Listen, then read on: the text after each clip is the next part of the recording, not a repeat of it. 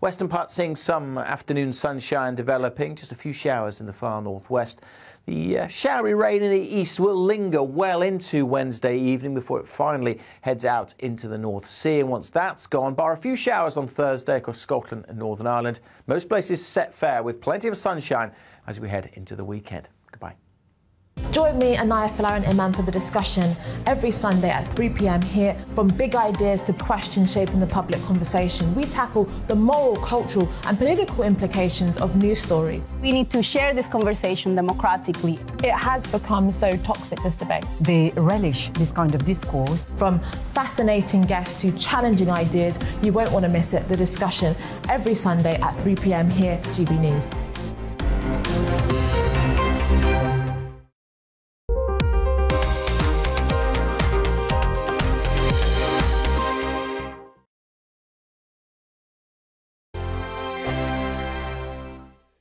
GB News is the UK's home of discussion and debate from all perspectives. To stay up to date on the latest stories, make sure that you subscribe to the GB News channel right here on YouTube. You can watch us live 24/7 across the whole world. You can also check out exclusive content and catch up on previous episodes of your favourite shows. Every day, we ask the questions that you'd ask, so why not add your voice to the conversation in the comments section? Don't forget to subscribe. We are GB News, Britain's news channel.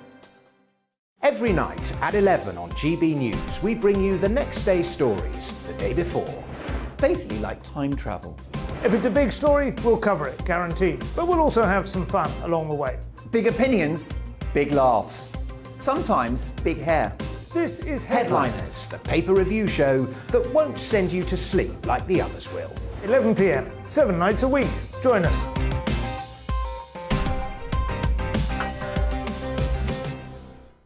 Hello there, I'm Eamon Holmes. And I'm Isabel Webster. And we hope you can join us for Breakfast with Eamon and Isabel. You make me laugh out loud, belly laugh. Is that important first thing in the morning? Yeah, absolutely. And there's me trying to be deadly serious. News is a serious business. Yeah, I have to rein you in sometimes. Well, it doesn't stop us laughing at it. It doesn't stop us having an opinion on what's going on. Yeah. And it certainly will not stop us reflecting what you think. Weekdays from 6 to 9:30 on GB News. I'm Dan Wootton. Join me Monday to Thursday from 9 to 11 for the feistiest and most fun news debate on TV, where free speech reigns. I'll bring you a sharp take on the day's biggest stories, bombshell newsmaker interviews, and A-list guests.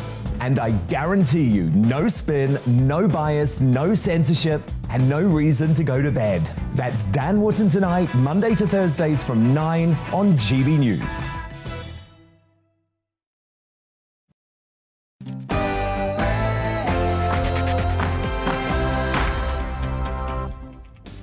Hello and welcome to a special edition of The Briefing with me, Tom Harwood.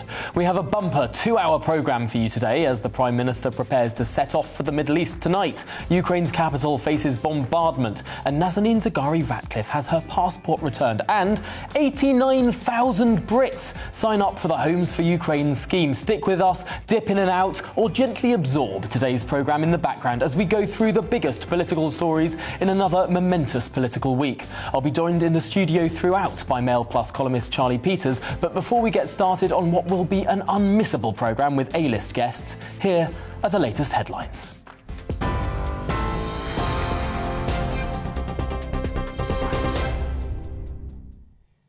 Good afternoon, it's just gone 3 o'clock. I'm Rosie Wright, here to keep you up to date on GB News. The government says a further 350 Russian individuals and entities have now been sanctioned following the invasion of Ukraine. The Foreign Secretary, Liz Truss, says the UK is going further and faster than ever, hitting those closest to the Russian President Vladimir Putin. The Foreign Office said oligarchs sanctioned today have an estimated total wealth of more than £100 billion. Well, it's after President Volodymyr Zelensky warned Western leaders sanctions aren't enough to end the war. Boris Johnson said we need to stop being so dependent on Russia for oil and for gas. Vladimir Putin over the last years has been like a pusher, feeding an addiction in Western countries to his hydrocarbons, to his oil and gas. We need to get ourselves off that addiction. Well, speaking via a video link at a meeting of Northern European leaders, the president of Ukraine, Volodymyr Zelensky, urged them to protect their own security by helping Ukraine defend itself. You know the kind of weapon we need, everyone knows. You know what kind of defense measures we need. Sanctions are not enough, although we're very grateful for that. So the aggressive plans of Russia has not yet collapsed, and it is understandable why, because the world is silent after 2 nuclear power plants were captured. We're just hearing words, and that's not enough. The mayor of Ukraine's capital says there's going to be a 35-hour curfew in Kyiv from this evening, lasting until Thursday morning. Vitaly Klitschko's announcement follows large explosions overnight, leaving at least 2 people dead and residential buildings heavily damaged. Peace negotiations between Moscow and Kyiv have resumed today after being paused yesterday. Russian prosecutors are looking to move the Kremlin critic Alexei Navalny into a maximum security prison. They've also asked a court to hand Navalny an additional 13 years of jail time for fraud and contempt of court charges. Well, Navalny's already serving a 2.5-year sentence at a prison camp in Moscow for parole violations. The UN has urged authorities to ensure the journalist who interrupted a live news broadcast on Russian state television is not punished. Was the Channel 1 editor, Marina Yovzyanikova, who ran onto the set of the network's live nightly news show last night with a sign reading, "Don't believe propaganda, they're lying to you." The Kremlin described her actions as hooliganism. In some other news now, Frankie Smith, the mother of the murdered toddler Star Hobson, has had her prison sentence increased to 12 years at the Court of Appeal. The 20-year-old was originally jailed for 8 years in December for her role in the murder of her 16-month-old daughter, who was killed by her former partner, Savannah Brockhill. The British-Iranian national Nazanin Zaghari-Ratcliffe has had her British passport returned to her. Now, that's according to the Labour MP Tulip Siddiq, who tweeted that she's still at her family home in Tehran and that there's a British negotiation team with her. Well, Ms Zaghari-Ratcliffe has been detained in Iran since her arrest in 2016 on charges of plotting to overthrow the government. Now, these are allegations she has always denied. Detectives investigating the murder of the Northern Ireland journalist Lara McKee have arrested 5 men. They're aged between 20 and 54. They were arrested in Londonderry this morning under the Terrorism Act. Miss McKee was killed in the city in April 2019 as she observed rioting in the Cregan area. An extremist group styling itself as the new IRA had previously claimed they were responsible. The number of unemployed people in the UK has dropped below pre-pandemic levels for the first time. The Office for National Statistics figures show 29.7 million UK workers are on payroll as of February. That is a record high. Earnings, though, continue to fall behind inflation. Average weekly wages are down 1.6% compared with the year earlier. HSBC has announced they're closing 69 of their branches in the UK. The group say it's due to the shift to online banking, which they say has been accelerated by the pandemic. Well, the move will probably affect 400 staff members overall. You're up to date. I'll bring you more as it happens. Let's return to this afternoon's briefing with Tom.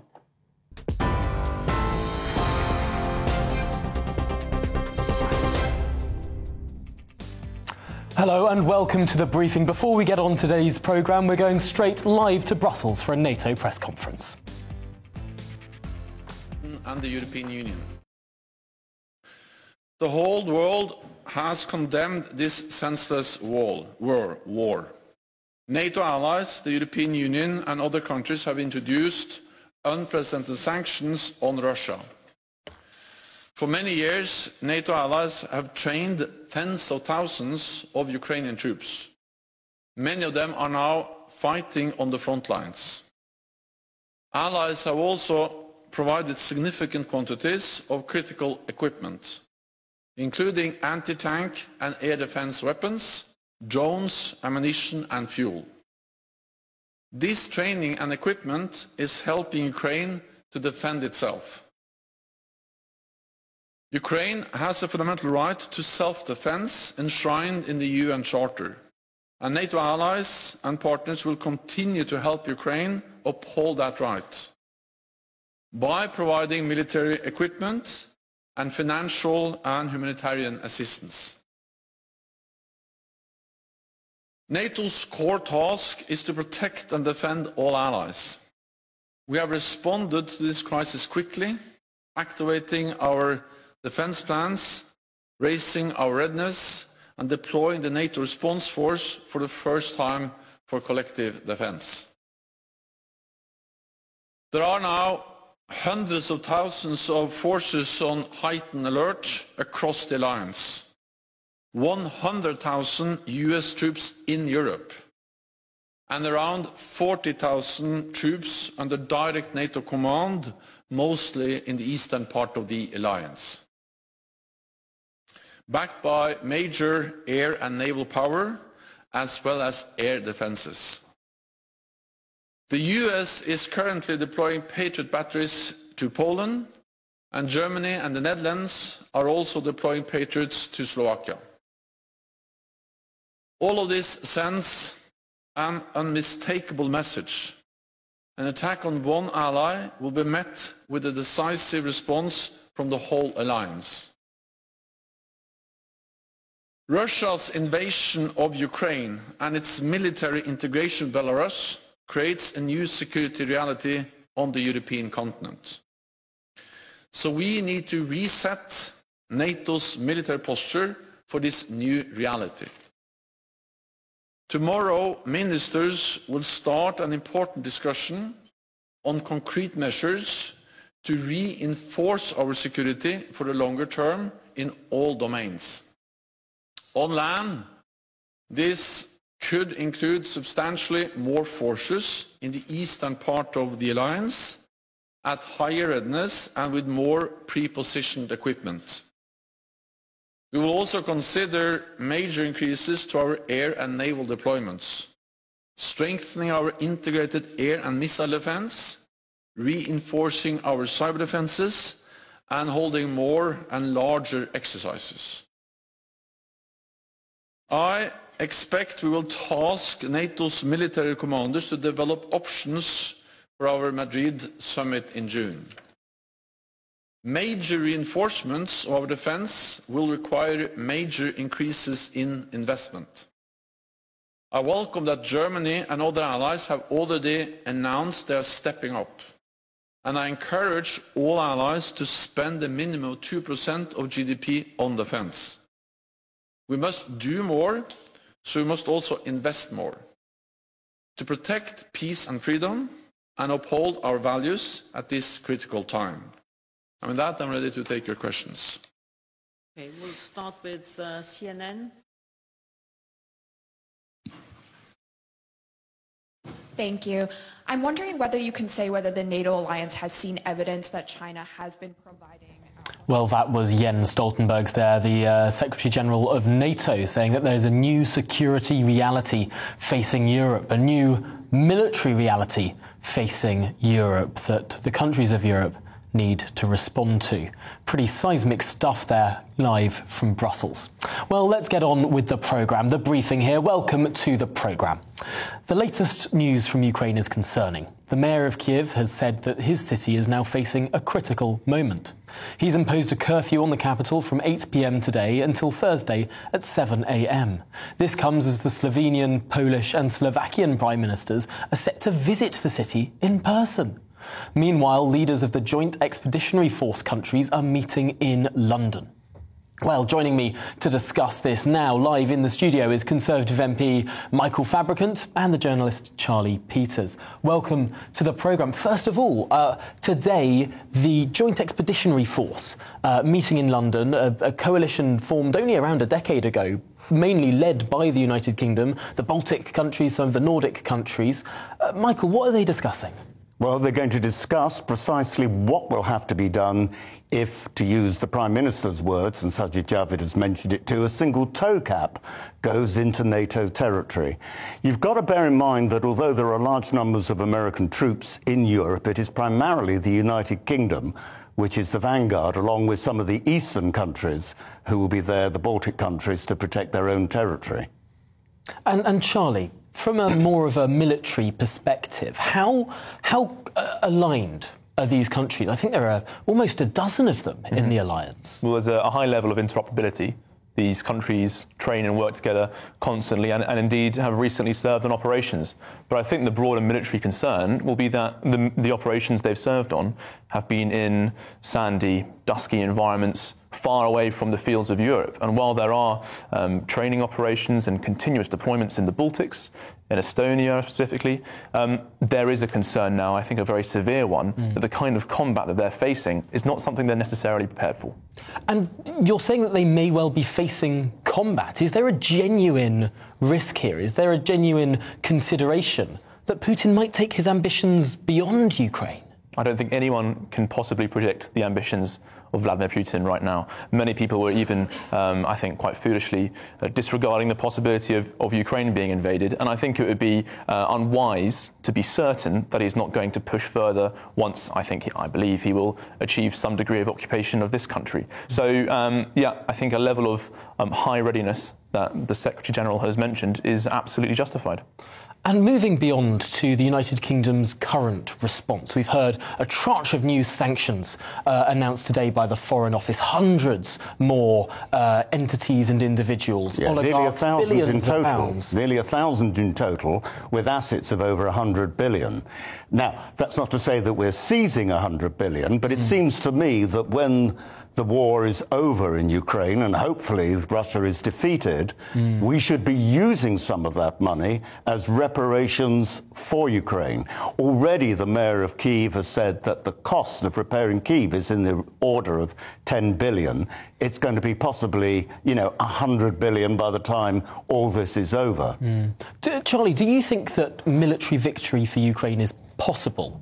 We've seen a lot of support and a lot of sanction support, but of course some people have been saying, particularly not least the Ukrainian president himself, Zelensky, saying that sanctions aren't going to win this war for Ukraine. Yeah, and he's absolutely right. I mean, I think the forecasts for a Ukrainian military victory are rising, but they're still fairly low. I think my own personal perspective is that the outcome of this conflict will be fought by civilians in resistance once the military sadly falls to the rather overwhelming might of the Russian military.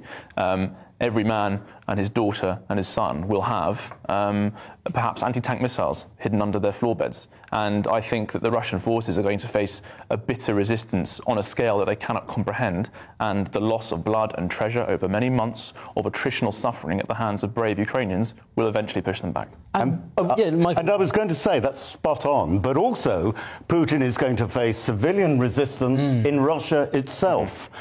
At the moment, the polling has shown that 40% of Russians are against the war, 60% are for it. But despite all attempts to stop communication into Russia by blocking off Facebook, by blocking off Twitter, I know lots of people, I've been in contact with them today, who live in Moscow using virtual private networks, are able to access the data.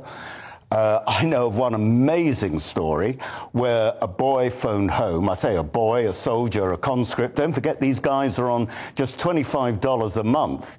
Telling his mother, I thought this was going to be like a school trip. I thought we were going to be welcomed. This is a Russian soldier. This is a Russian soldier in Ukraine telling his mother that, we're being murdered here. And I was being given the impression this was going to be like a school trip. We'd all be welcomed. It would be a picnic. And, of course, that's not happening.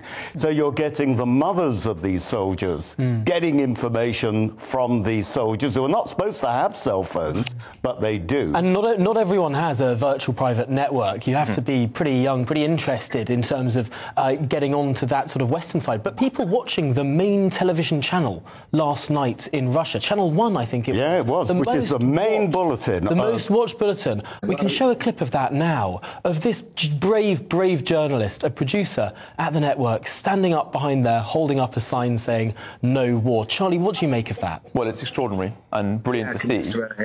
But to what extent do we know the people in Russia, how are they receiving this message? It's very unclear for us to know to what extent Putin has support from his own people. I mean, there are so many commentators and foreign policy analysts telling us that Putin is overwhelmed with opposition in the country and there are thousands of arrests, etc.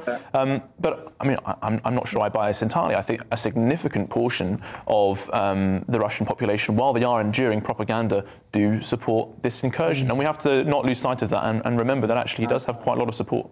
I wonder, at what point do sanctions whittle down that support? You're always playing such a tight game when it comes to sanctions. Arguably, the sanctions that were imposed in 2014, light comparatively as they were, may well have rallied the Russian people to the cause of Putin, sort of saw it as Russia against the world. Do you think, Michael Fabricant, it could be different this time? Well, it's certainly Putin's narrative at the moment. He's saying, and commentators are saying in Russia, that this is actually the West trying to defend a fascist regime in the Ukraine, and this is Russia's fight, and we've got to make sacrifices. But you've got to bear in mind that the oligarchs who support Putin are really hurting. And eventually, it won't just be the loss of McDonald's. I remember queuing up in the 1980s in Pushkin Square in the old Soviet Union for a McDonald's. And they've been there. It was the only way I could get any decent meat.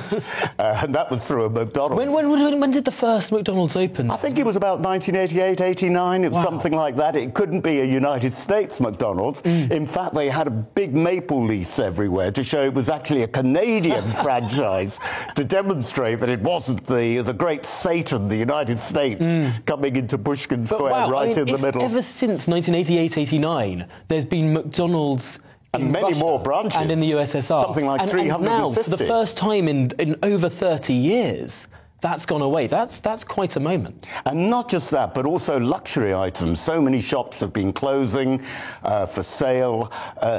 People are beginning to see what's going on. Now, as I said earlier, it's partly being presented that it's the West being evil and rotten and trying to stop Putin's liberation. But as I said, I want to keep repeating myself, but 40% now of Russians, apparently, according to this survey, are saying, this war is wrong. And it will grow. Don't forget, only a week ago, on one of the most popular programs, again on Channel 1, the main television channel, you had normally loyal people on this discussion program, have to be loyal, otherwise they wouldn't be allowed on, with two of them saying this is going to be another Afghanistan. Another one saying this is... You must be incredibly brave, Charlie Peters, to say something like that. How many, if it is 40%, it must be very hard to poll the Russian people at this moment.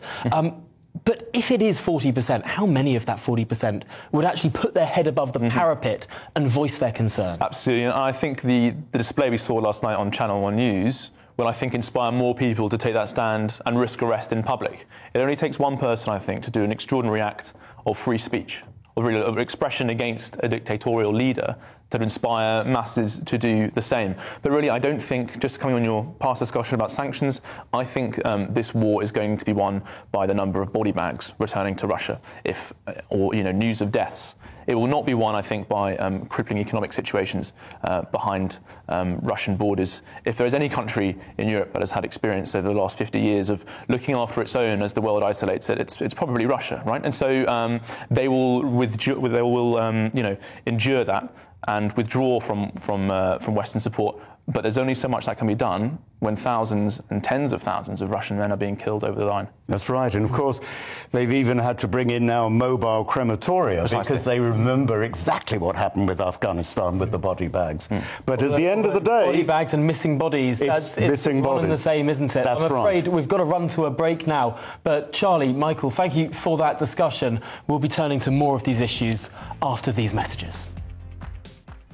Hello there. A fine day today across much of the UK. Bright, sunny skies, pretty mild as well by this afternoon after a chilly old start. There is some rain, however, across the northwest. That's from this weather front that's just eking slowly towards the UK. There's another warm front in the south, and that is going to bring some warmer air later in the week, but also some rain tomorrow across parts of eastern England.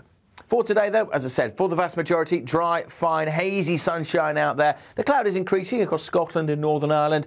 We do have some rain trickling into the west of Northern Ireland, the Highlands, the Western Isles and the Northern Isles of Scotland. The breeze picking up here as well. Temperatures, even where it stays dry across Scotland, Northern Ireland, 9-10 degrees. But for England and Wales, the teens quite widely, and maybe up as high as 16, possibly even 17 degrees across parts of the east. Much of England and Wales staying dry and fine through this evening, but the rain will spread through Belfast, through the central belt of Scotland as well, so turning quite damp here overnight. Some mist and fog is likely across the south.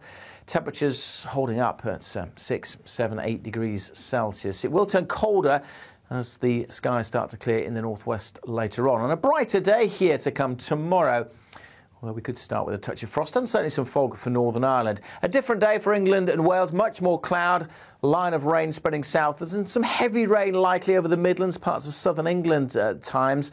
Some uncertainty about exactly how far east and west that rain is, but as I said, it could be pretty heavy. Quite mild the air though, so temperatures even where it's cloudy and rainy still up to 13, 14 degrees. Western parts seeing some afternoon sunshine developing, just a few showers in the far northwest.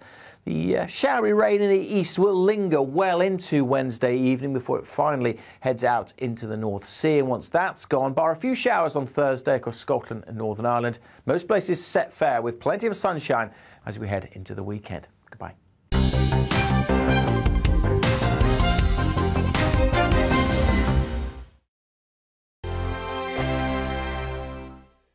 GB News is the UK's home of discussion and debate from all perspectives. To stay up to date on the latest stories, make sure that you subscribe to the GB News channel right here on YouTube. You can watch us live 24/7 across the whole world. You can also check out exclusive content and catch up on previous episodes of your favourite shows. Every day, we ask the questions that you'd ask, so why not add your voice to the conversation in the comments section? Don't forget to subscribe. We are GB News, Britain's news channel. Every night at 11 on GB News, we bring you the next day's stories the day before. It's basically like time travel. If it's a big story, we'll cover it, guaranteed. But we'll also have some fun along the way. Big opinions, big laughs. Sometimes big hair. This is Headliners, the paper review show that won't send you to sleep like the others will. 11 p.m, 7 nights a week. Join us.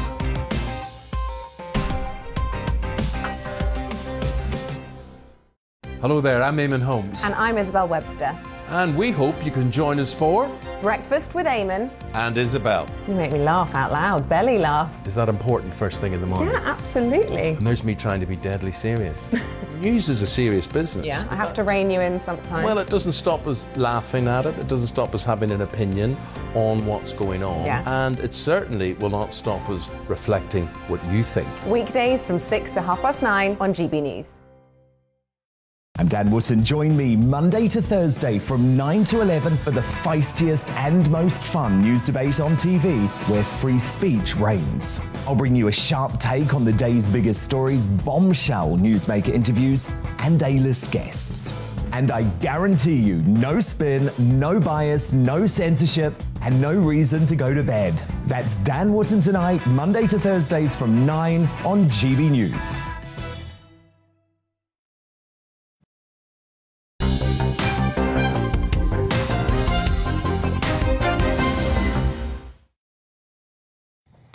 Welcome back to this special 2-hour bumper edition of The Briefing. Well, there's more bad news for Russia on the international stage as they face even more isolation from international diplomacy. Reports are circulating that Russia could be set to be kicked out of the Council of Europe. Well, what does that mean? Joining me now is Conservative MP Richard Holden. He's in Strasbourg, where the Council of Europe is based. Welcome to the programme, Richard. First of all, for those of us, and I'm sure that includes most of the political and journalistic class in this country, what's the difference between the Council of Europe, the European Council, the European Commission? The Council of Europe isn't an EU body, is it? No, so all of the other bodies you mentioned are all European Union bodies. The Council of Europe represents all countries in Europe, including places like Switzerland, Iceland, Liechtenstein, all the small countries as well. So everybody's a member here. And it was set up after the Second World War, basically in order to promote human rights and the rule of law across Europe after the horrors of what we'd seen. And today, we're debating here in an extraordinary session and basically it's got representatives from all the parliaments of all the countries in Europe here, and we're debating whether or not we should basically kick Russia out of this organisation, another of those organisations which gives it a veneer of international respectability for what is happening and what it's doing in Ukraine at the moment. And I've been meeting with MPs from across Europe in the last couple of days, and including from Ukraine, some of whom cannot go back to their own parliamentary constituencies because they are currently under Russian attack.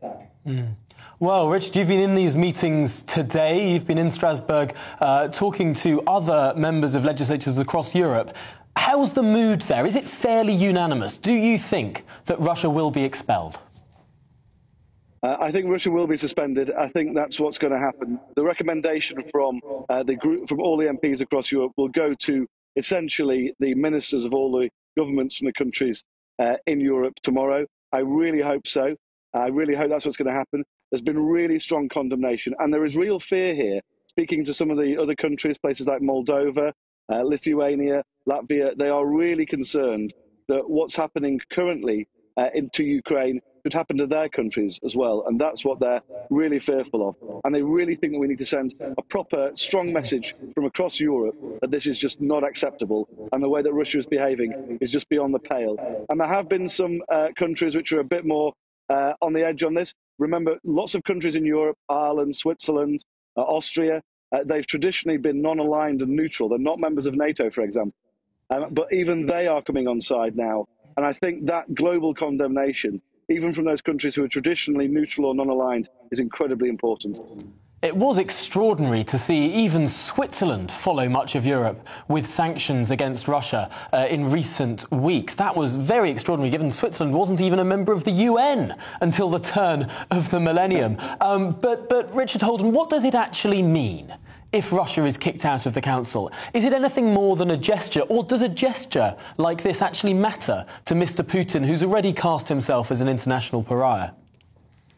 Well, I think, Tom, what we've seen in the last few weeks is changes like even like on UEFA, banning them from Russia from taking part. Some of those cultural sanctions that we've been taking across Europe as well have actually really started to get through to the Russian people, because they start to see just how much of an international pariah that their government is becoming. And it's some of those things going to really help some of those brave journalists we've seen in the last few days reporting in Russia, just trying to show how much of a pariah their country is, not to believe all of the propaganda being put out by Putin's Pravda machines, and to start to see that the international community does not view what they're doing. There is something beyond what they're being told. And I think anything that we can do to strengthen their hand within Russia, it's got to be helpful. So that's what we're hoping to do here in the Council of Europe today. I've got to ask you, Richard, the British delegation, yourself included, are we having as loud a voice in the Council of Europe as we have done in years past? Of course, many people may be concerned that with Britain leaving the European Union, that might influence our influence in bodies like the Council of Europe, distinct bodies, but one that are associated. Is Britain still speaking with a loud voice? I think Britain is one of the founder members of the Council of Europe, and we have an incredibly good presence here. I've just been chatting to a lot of the other delegations want to speak to our delegation here on the ground, because they know how influential Britain has been, and actually ahead of the curve the UK has been in some of the sanctions and also support for Ukraine over the last several years, actually since the invasion of Crimea. So I think, yes, we are still definitely batting well here. I don't think those other things have had so much of an impact as people might like to spin. I think what we are doing, though, is we're really showing that, by our diplomacy, Britain is leading the way here. I think the Prime Minister has shown that. We had the President of Ukraine in the House of Commons on a live stream not that long ago, and you've seen the former President speaking up about the way that Britain has been there, right at the heart of trying to deliver real change for the people of Ukraine. And it's actually our weight here which is also helping countries like Ukraine. I've just met the head of the Ukrainian delegation, Lisa Yanko. She's only 31 years old, from Kiev. Her father's still there, looking after a 96-year-old grandmother. She can't go back. And, hearing voices like that, they want to speak to the Brits. and know that we're behind them all the way, and that we're also going to keep pressuring to provide that humanitarian aid, but also, crucially, the thing which Britain's been leading on, that defensive military capability to help the Ukrainian people. Well, Richard Holden, we really appreciate you sparing some minutes for us here this afternoon on GB News. We'll let you get back to your meetings there in the Council of Europe, but thank you for sparing the time here today to brief us on that important issue. Well, Richard Holden there talking about an incredibly important tranche of international gestures, I suppose. Boot or suspension from the Council of Europe. It goes along with, as he mentioned, UEFA, I think the aeronautics or whatever it's called in terms of Russia's participation in various international bodies. This is ratcheting up the pressure. Well, I think flight and football matter a lot more than these kind of background bodies in Europe. I think actually this ejection of Russia from bodies like the Council of Europe actually a kind of sign of our impotence in responding to this invasion. We don't really know what to do. We haven't got an appropriate defensive capability. We were caught off guard, and instead of reacting with force, perhaps, or with a bigger slice of deterrence, we're instead opting to kick Russia out of these bodies. There's also been talk over the last few days about Russia being expelled from the UN's General Assembly and even the Security Council. I mean, interestingly, Russia isn't even a proper member of the General Assembly. The charter hasn't changed since the Soviet Union was dissolved, so it doesn't even say Russian Federation on the membership, so they've kind of snuck their way in. But even though they are members, I think all of this discussion about pushing them away, not only is it a sign of our failure to react, but also it's quite dangerous that we should limit these channels of dialogue and discussion and diplomacy with Russia as this war reaches an extremely critical phase. We're approaching That's an interesting point. We're approaching 3 weeks now since the start of the invasion. Okay, and at that point, really, an army of that size needs a strategic reset to rearmor, reconsider and recalibrate before it launches on possibly an extremely deadly and barbaric bombardment of the capital city. When that reset happens, every channel possibly available should be accessed and approached to try and de-escalate this very concerning situation. Wow. If we kick them out, then we're going to struggle to do that. Well, it's a fascinating perspective there. You have Charlie Peters. Thank you for that. I'm afraid we've got to come up to some more headlines, some more adverts, and then we'll be back to discussion. We'll be talking about MP pay rises, cost of living and other domestic issues as well, of course, about Ukraine. But first, it's the headlines with Rosie Wright.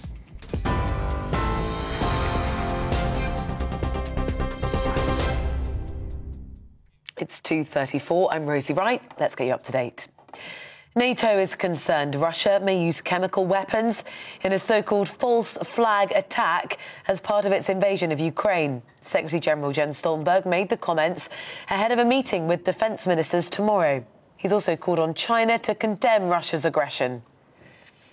Now they are making absurd claims about biological labs and chemical weapons in Ukraine. This is just another lie.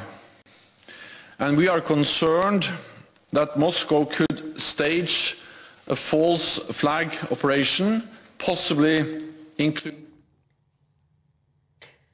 The government says a further 350 Russian individuals and entities have been sanctioned following the invasion of Ukraine. The Foreign Secretary Liz Truss says the UK is going further and faster than ever, hitting those closest to the Russian President Vladimir Putin. Well, it's after the Ukrainian President Volodymyr Zelensky warned Western leaders sanctions aren't enough to end the war.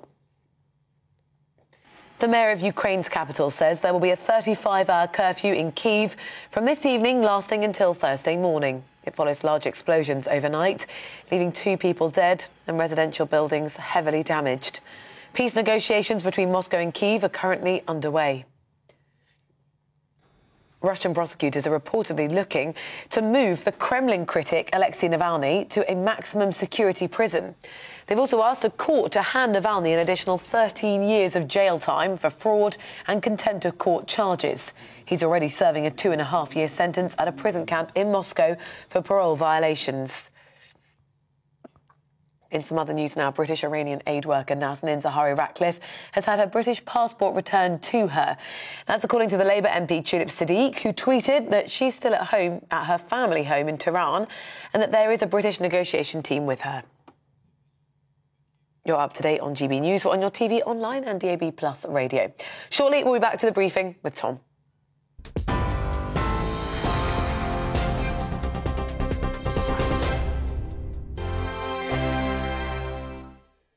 GB News is the UK's home of discussion and debate from all perspectives. To stay up to date on the latest stories, make sure that you subscribe to the GB News channel right here on YouTube. You can watch us live 24/7 across the whole world. You can also check out exclusive content and catch up on previous episodes of your favourite shows. Every day, we ask the questions that you'd ask, so why not add your voice to the conversation in the comments section? Don't forget to subscribe. We are GB News, Britain's news channel. Every night at 11 on GB News, we bring you the next day's stories the day before. Basically like time travel. If it's a big story, we'll cover it, guaranteed. But we'll also have some fun along the way. Big opinions, big laughs. Sometimes big hair. This is Headliners, the paper review show that won't send you to sleep like the others will. 11 p.m, 7 nights a week. Join us.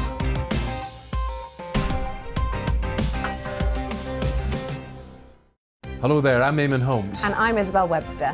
And we hope you can join us for Breakfast with Eamon and Isabel. You make me laugh out loud, belly laugh. Is that important first thing in the morning? Yeah, absolutely. And there's me trying to be deadly serious. News is a serious business. Yeah, I have to rein you in sometimes. Well, it doesn't stop us laughing at it. It doesn't stop us having an opinion on what's going on. Yeah. And it certainly will not stop us reflecting what you think. Weekdays from 6 to 9:30 on GB News. I'm Dan Wootton. Join me Monday to Thursday from 9 to 11 for the feistiest and most fun news debate on TV, where free speech reigns. I'll bring you a sharp take on the day's biggest stories, bombshell newsmaker interviews, and A-list guests. And I guarantee you, no spin, no bias, no censorship, and no reason to go to bed. That's Dan Wootton Tonight, Monday to Thursdays from 9 on GB News.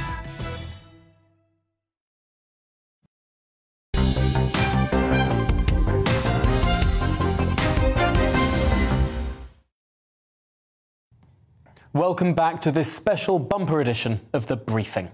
Now, MPs are set to receive a £2,200 pay rise next month, despite previously urging restraint across the public sector. The Independent Parliamentary Standards Authority, IPSA, sparked anger by announcing earlier this month that MPs' salaries are rising to £84,144, very specific number, arguing that politicians worked harder than usual during the pandemic. Well, joining me now in the studio is Danielle Boxall. She's the media campaign manager at the Taxpayers Alliance. Welcome to the programme. And, of course, Charlie Peters is still with us as well. Danielle, I can't imagine that the Taxpayers Alliance is particularly ecstatic about this bumper pay rise for MPs. Well, no, we're not, Tom, and thank you for having me on the show, by the way. I don't think many taxpayers will be that happy with it either. You know, this is just as we're about to see a 1.25 percentage point increase in national insurance. We're seeing the cost of living going up. We're seeing inflation at a 3-decade high. We're seeing wages being cut by 1% in real terms. You know, people are really struggling at the moment, and things are only going to get worse in the next few months. So I think people are going to be quite annoyed that, you know, MPs are getting a nice pay rise to go alongside it. Although I suppose if we're looking at inflation at the rate that it is, we're seeing inflation potentially even reaching double digits by next year. A 2.4% pay rise in real terms for MPs could be described as a pay cut.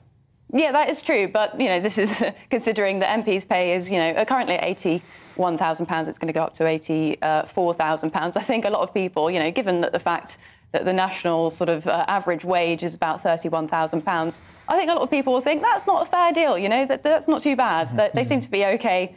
They seem to be OK remunerated. So I don't think that it's a massive loss for MPs. Well, Charlie Peters, that is a fair point, is it not? That this looks terrible for people who are really struggling, particularly this year, particularly as bills seem to be going up all over the place. Why should MPs be getting this much cash? Right, talk about bad timing. He couldn't have picked a worse time to push this announcement through. And sometimes I feel as though they make these announcements deliberately to try and stoke up as much kind of anti-MP anger. They choose them very badly, I think. But look, I mean, I've long been a proponent of rising MP salaries. I think they should be paid more. You've heard from me on this show, in fact, saying that actually quite a lot of the time I think that the poor representation that we suffer in Parliament is often due to the fact that people look elsewhere for their careers because they see 84 grand and they think, well, you know, I'm a highly qualified manager. I could pick up 6 figures in the city instead? Why should I endure a life of online harassment and daily attacks from the media in exchange for such a paltry sum? But okay, I'm starting to wheel back a bit from that position, especially in light of cost of living crisis and taxation rises, national insurance. I think really we should find a middle ground here where MPs can enjoy a bigger slice of the cake if they make the cake bigger for all of us too. That is an interesting point, because I believe the Taxpayers Alliance has proposed exactly that idea, sort of pegging MP pay to growth in the economy. If the economy grows, if everyone's doing well, MPs' pay can grow. But if there's a recession, if the economy shrinks, MP pay could fall. Is that still something that the TPA is pushing? Yes, yeah. So what we propose is that MPs' pay is linked to GDP per capita, which is set within brackets of 5%. So it wouldn't go up, too much, and it wouldn't go down too much either. So you wouldn't see MPs suddenly massively out of pocket if, given the pandemic or something similar were to happen, that would obviously not impact MPs' living standards too much. But yes, it would, I think, focus MPs' minds to make sure that they're really, making everybody's lives better, because, of course, the economy growing is what we really need coming out of the pandemic. I suppose one of the criticisms of that approach is it might encourage short-termism. Lots of government spending, for example, to rev up the economy, perhaps overheat the economy, which may cause a crash a little way down the line. But by that time, MPs may well be out of office anyway. Is there a short-termism problem here, Charlie Peter? Yeah, I think there is that issue as well. But look, any opportunity that pushes the public sector's mind towards economic growth must be taken as good. I think there is a complete devoid of conversation about growth in politics and policy in all these areas. We seem to talk more about divvying up the slice of the cake more than growing it in all areas. I mean, so even if, there is a short-termism issue and a failure to make sustainable growth, this is a small cost for what actually is putting growth back on the conversational table, and it's long overdue. So, looking at IPSA, this body that was established, I believe, around the time of the expenses scandal in the first place, trying to take discussions like these away from TV shows like this, trying to make a sort of independent body so MPs couldn't vote themselves pay rises. It doesn't seem to have worked, does it? Yeah, so it did come about after the expenses scandal, and I think a lot of people were shocked by what happened then, and they really lost trust in MPs. So what the idea was that they were going to clean it up and make it, a bit more squeaky clean, and take it away from MPs' hands, as it were, into this independent body, IPSA. But I think it's only really done half the job, because the way that they peg MPs' pay now is to public sector pay, which MPs do have an actual sort of, they have the ability to change and they have the ability to vote. But that only makes up one part of the economy, of course. There are lots of elements of the economy that aren't taken into account that, MPs do have a significant say over. And I think they should be included. That is extraordinary, given that a healthy economy, I suppose, you'd want the bit that generates the tax revenue to be larger than the bit that takes the tax revenue in terms of funding it. I wonder, what other tweaks could we make if we're not going to go for wholesale reform this Parliament of the system? Although the GDP pegging idea, I think, is one that is certainly interesting. And by the way, gbviews@gbnews.uk, do get in contact if you have any ideas of your own to anyone listening to this conversation. But are there any other tweaks, Charlie Peters, that we could make in short order? For pay, I'm not entirely sure, but I think there could be a change to the culture, the way we approach MPs, that makes the job more attractive beyond pay, so that people aren't having to worry so much about that cut to their income or that adjustment. People are concerned also about their living standards and how they're going to be treated on the street, how they're going to be treated online, and whether or not, say, journalists like you and I are going to attack them for every decision they make and every sofa they expense or whatever, or whatever it is. If we allow a certain degree of comfort in their lives and don't make them feel so, obstructed, and we attack them if they expense some biscuits or some coffee or something like that. These are small problems, and actually we should make their lives a little bit better. Well, Charlie, you are sitting next to a representative from the Taxpayers Alliance whose raison d'etre is to attack MPs if they charge taxpayers for a coffee or a tea. What do you make of making MPs' lives easier? Well, I do think it's important that we remember that MPs are very important people. These are very privileged positions that they hold, so we should treat them with some respect. But likewise, that should be not, all in one way. It should be in both directions. MPs should treat taxpayers with respect as well. And, I take your point about expensing a coffee or biscuits here and there, but these things all add up. And, 2 years ago, we found that government generally wastes over £5.6 billion of waste every single year. And that's just, scratching the surface, really. There was only a small team that were able to investigate that. So there's a lot of waste out there, and a few things here and there might not seem like a lot, but it all adds up in the dueness of time. So. Well, finally, in this conversation, let's turn to the bigger picture. We have been focusing on just 650 individuals for the entirety of this conversation, and although it's a big symbolic issue, in the grand scheme of tax and spend in this country, it doesn't scratch the sides. What should be done about the cost of living crisis? The Chancellor is making a spring statement in just over 1 week's time. I suppose some may argue it's too late to deal with some big tax and spend issues, but you may disagree. Yeah, well, I think the most important thing that the Chancellor should do is to scrap the national insurance increase that's coming in. I mean, it's completely the wrong time. The measures that he's outlined to help people with the cost of living crisis, the sort of rebates and this sort of loan that he's given to people, it amounts to £9 billion, and the increase in national insurance will bring in £12 billion. So why is he taking away with one hand and giving with the other? He could have just scrapped both elements and saved all the paperwork and the bureaucracy and just let people keep more of their own money that they've earned. And in the final 30 seconds, Charlie, final word to you. Well, I completely agree with what Daniel's just said about the national insurance concern, but further, we have this disastrous cost of living crisis on energy in particular. I want the government, please, finally, to stop dithering on this problem and launch a radical energy solution to this crisis which is looming over us. Do what we can to make sure people don't fall into fuel poverty.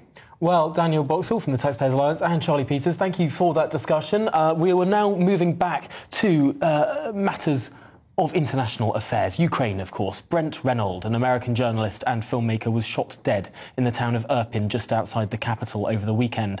And now a British journalist, Benjamin Hall, has been seriously injured too in a recent blast. It shows the realities of dangers for all journalists who put their lives on the line every day to deliver the news from a war zone. Well, joining me now from Ukraine is Greg Herman, a morning TV host in the country. Thank you for making the time for us now, Greg. First of all, what have these last 2.5 weeks been like for you? You know what? I'm always saying people, good morning, Ukraine, good morning, but 2 weeks, more than 2 weeks, it's 3 weeks.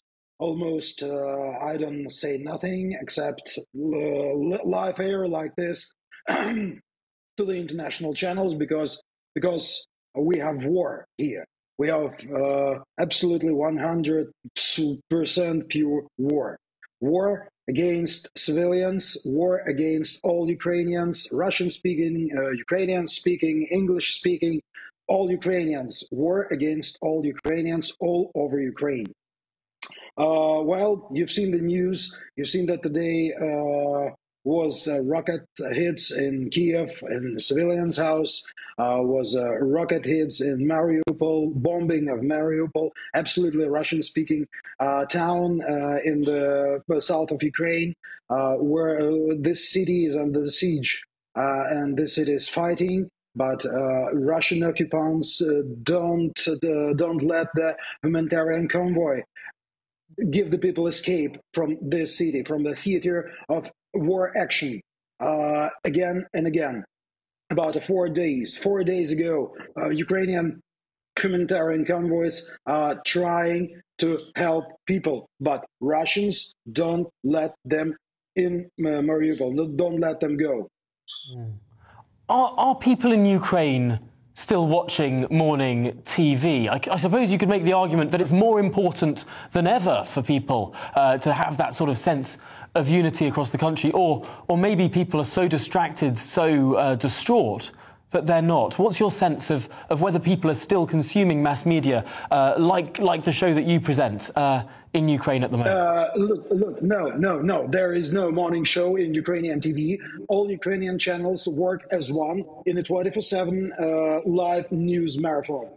Only news, the presenters one by one from all Ukrainian channels. There is no different Ukrainian channels right now. There is just one Ukrainian channel that 24/7 news marathon. So a lot of Ukrainian TV person like me go into another channel, go into international broadcasting to say the words of truth what's happening in Ukraine, like me right now.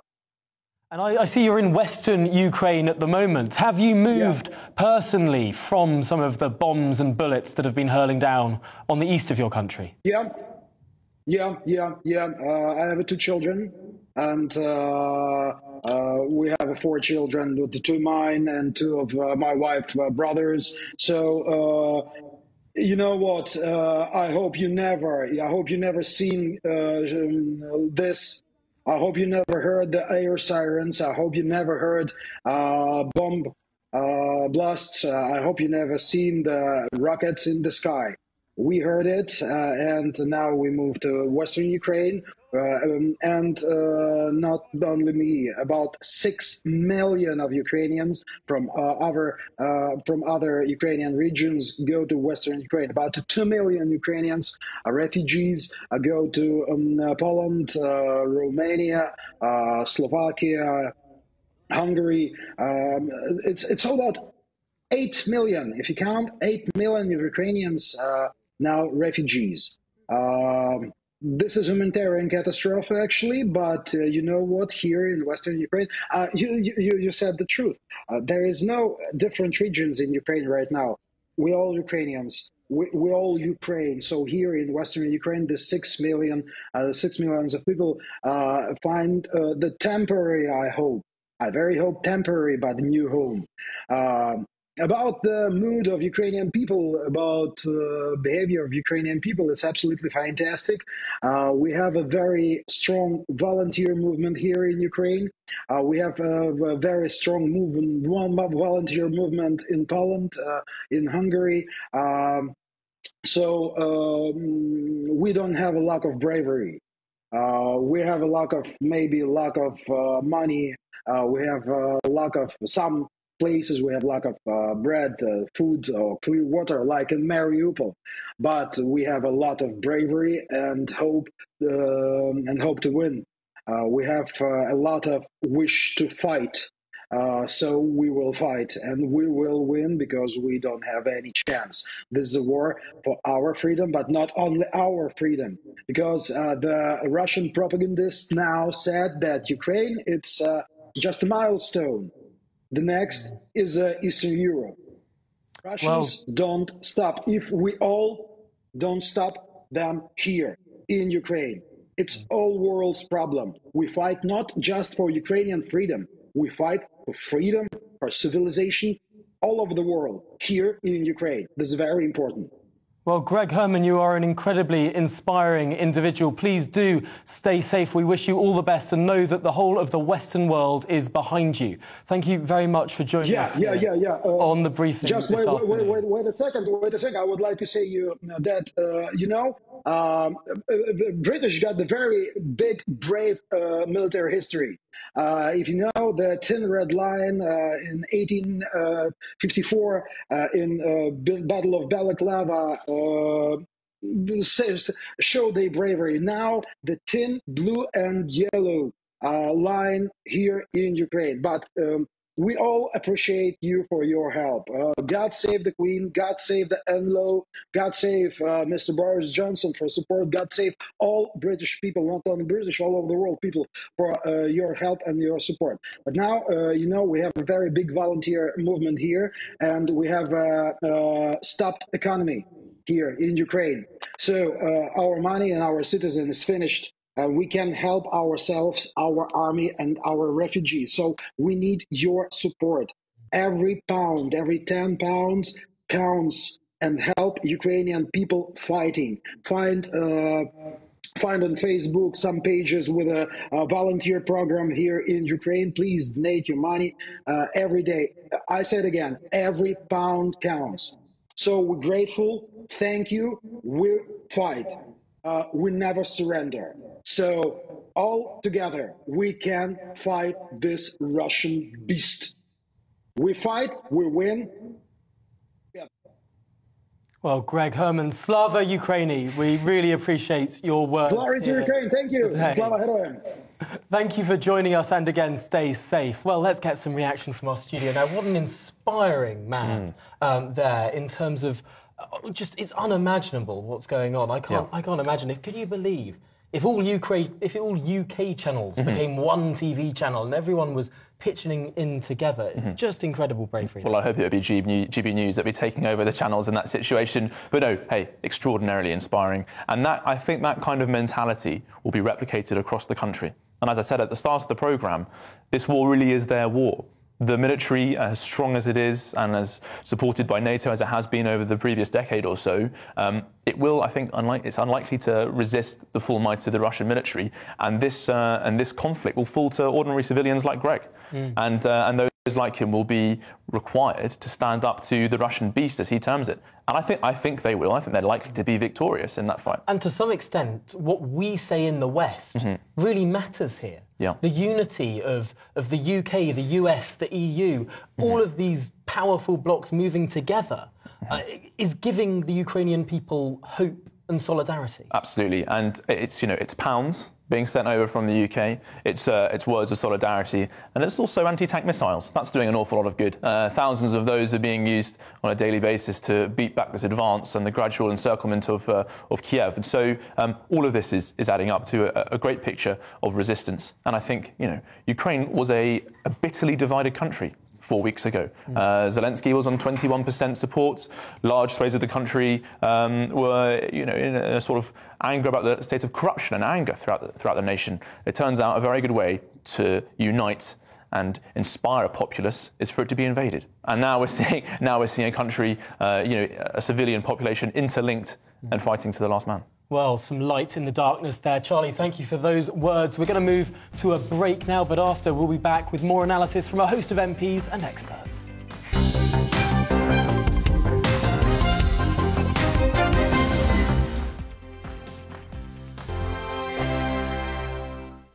GB News is the UK's home of discussion and debate from all perspectives. To stay up to date on the latest stories, make sure that you subscribe to the GB News channel right here on YouTube. You can watch us live 24/7 across the whole world. You can also check out exclusive content and catch up on previous episodes of your favourite shows. Every day, we ask the questions that you'd ask, so why not add your voice to the conversation in the comments section? Don't forget to subscribe. We are GB News, Britain's news channel. Every night at 11 on GB News, we bring you the next day's stories the day before. Basically like time travel. If it's a big story, we'll cover it, guaranteed. But we'll also have some fun along the way. Big opinions, big laughs. Sometimes big hair. This is Headliners, the paper review show that won't send you to sleep like the others will. 11 p.m, 7 nights a week. Join us.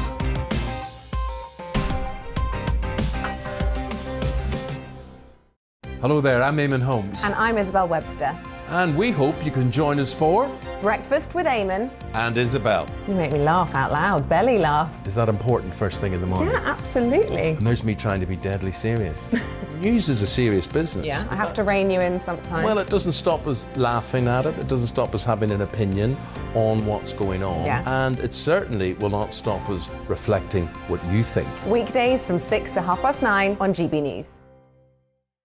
I'm Dan Wootton. Join me Monday to Thursday from 9 to 11 for the feistiest and most fun news debate on TV, where free speech reigns. I'll bring you a sharp take on the day's biggest stories, bombshell newsmaker interviews, and A-list guests.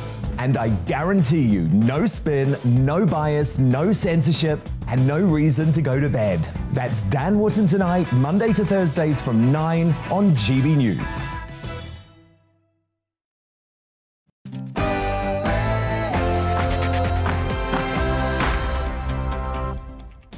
Welcome back and thanks for staying with us here on The Briefing. We've got so much more for you this hour, but first, let's get some latest GB News headlines.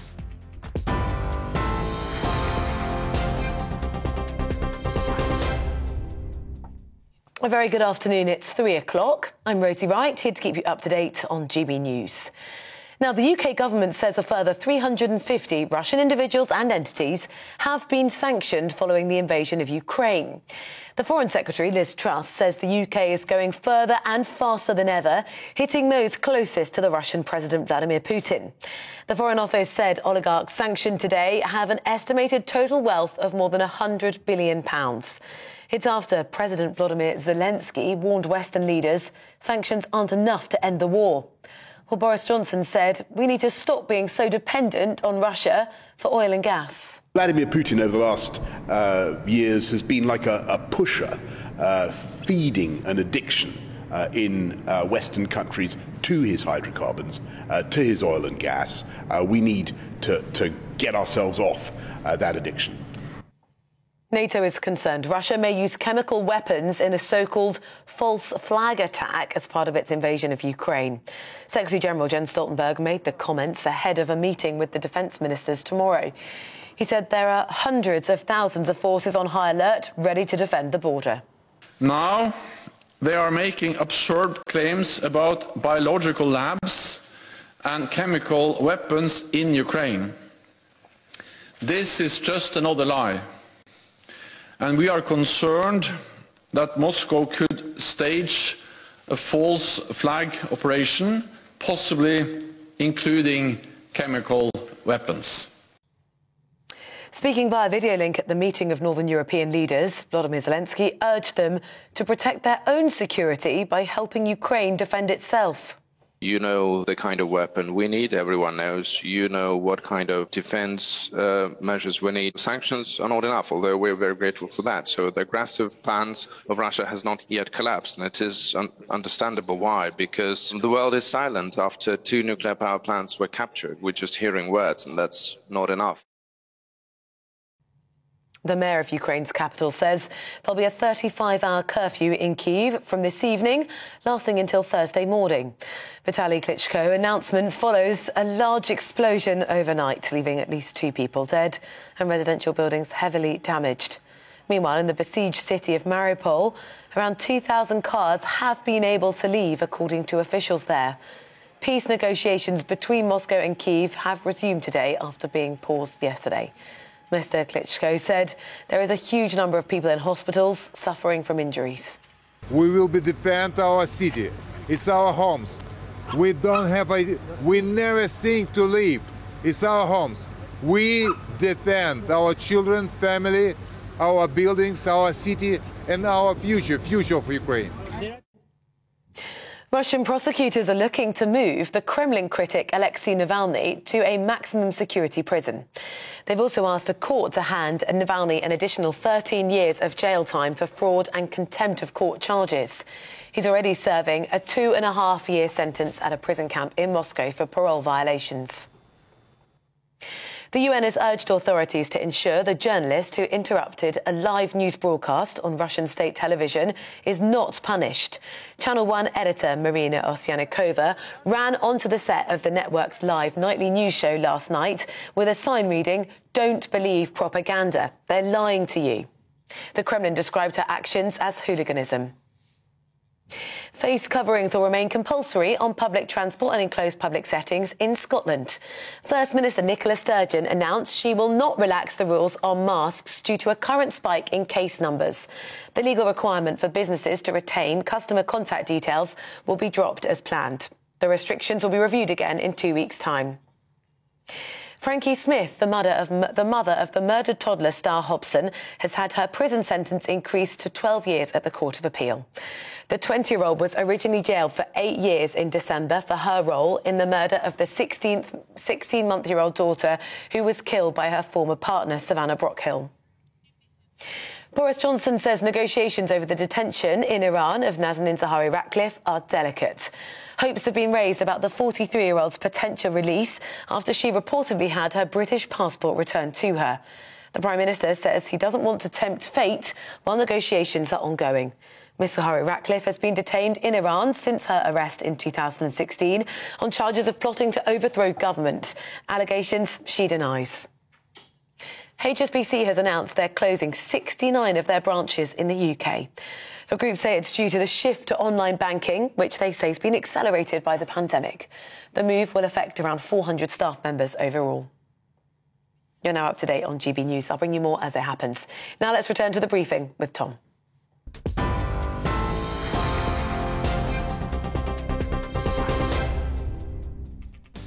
Welcome back. Coming up this hour on the bumper edition of The Briefing. Britons have done more than their bit, with the website taking in Ukrainian refugees reportedly crashing in the last hour. We'll speak to MPs on this and the latest news from Ukraine. We'll also speak to a military expert on the dangers that the European PMs visiting Kyiv might face. And then is there fresh hope for British prisoners in Iran, Nazanin Zaghari-Ratcliffe, as she has her passport returned. We discussed this with the woman who wrote the play about her life. And of course, give me your political briefing. Send in your views and opinions by emailing gbviews@gbnews.uk or tweet me at gbnews.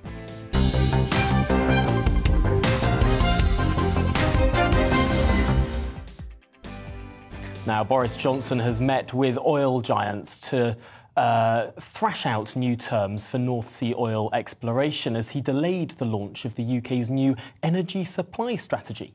The Prime Minister held a roundtable meeting with big energy producers on Monday as he balanced demands for a windfall tax on the oil company profits against the need to find alternative energy supplies caused by the Russian invasion of Ukraine.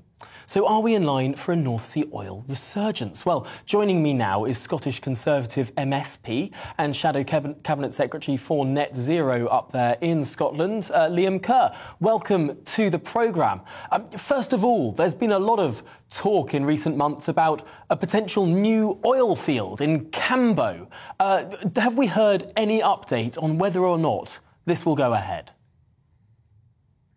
Good afternoon, Tom. Thank you for having me on your programme. On Cambo specifically, we still don't know if it's going to go ahead. There was obviously Shell wound back from that following the comments of the First Minister when Nicola Sturgeon basically put the Scottish Government against further oil and gas production in the North Sea, putting up to 100,000 jobs at risk. So certainly, I think the UK government is taking a much more mature attitude to energy supply and security of supply than the Scottish Government, which over the last few months in relation to Cambo and so much else, the position that the Scottish Government is taking is actually prejudicial to our own security of supply and our own jobs in Scotland.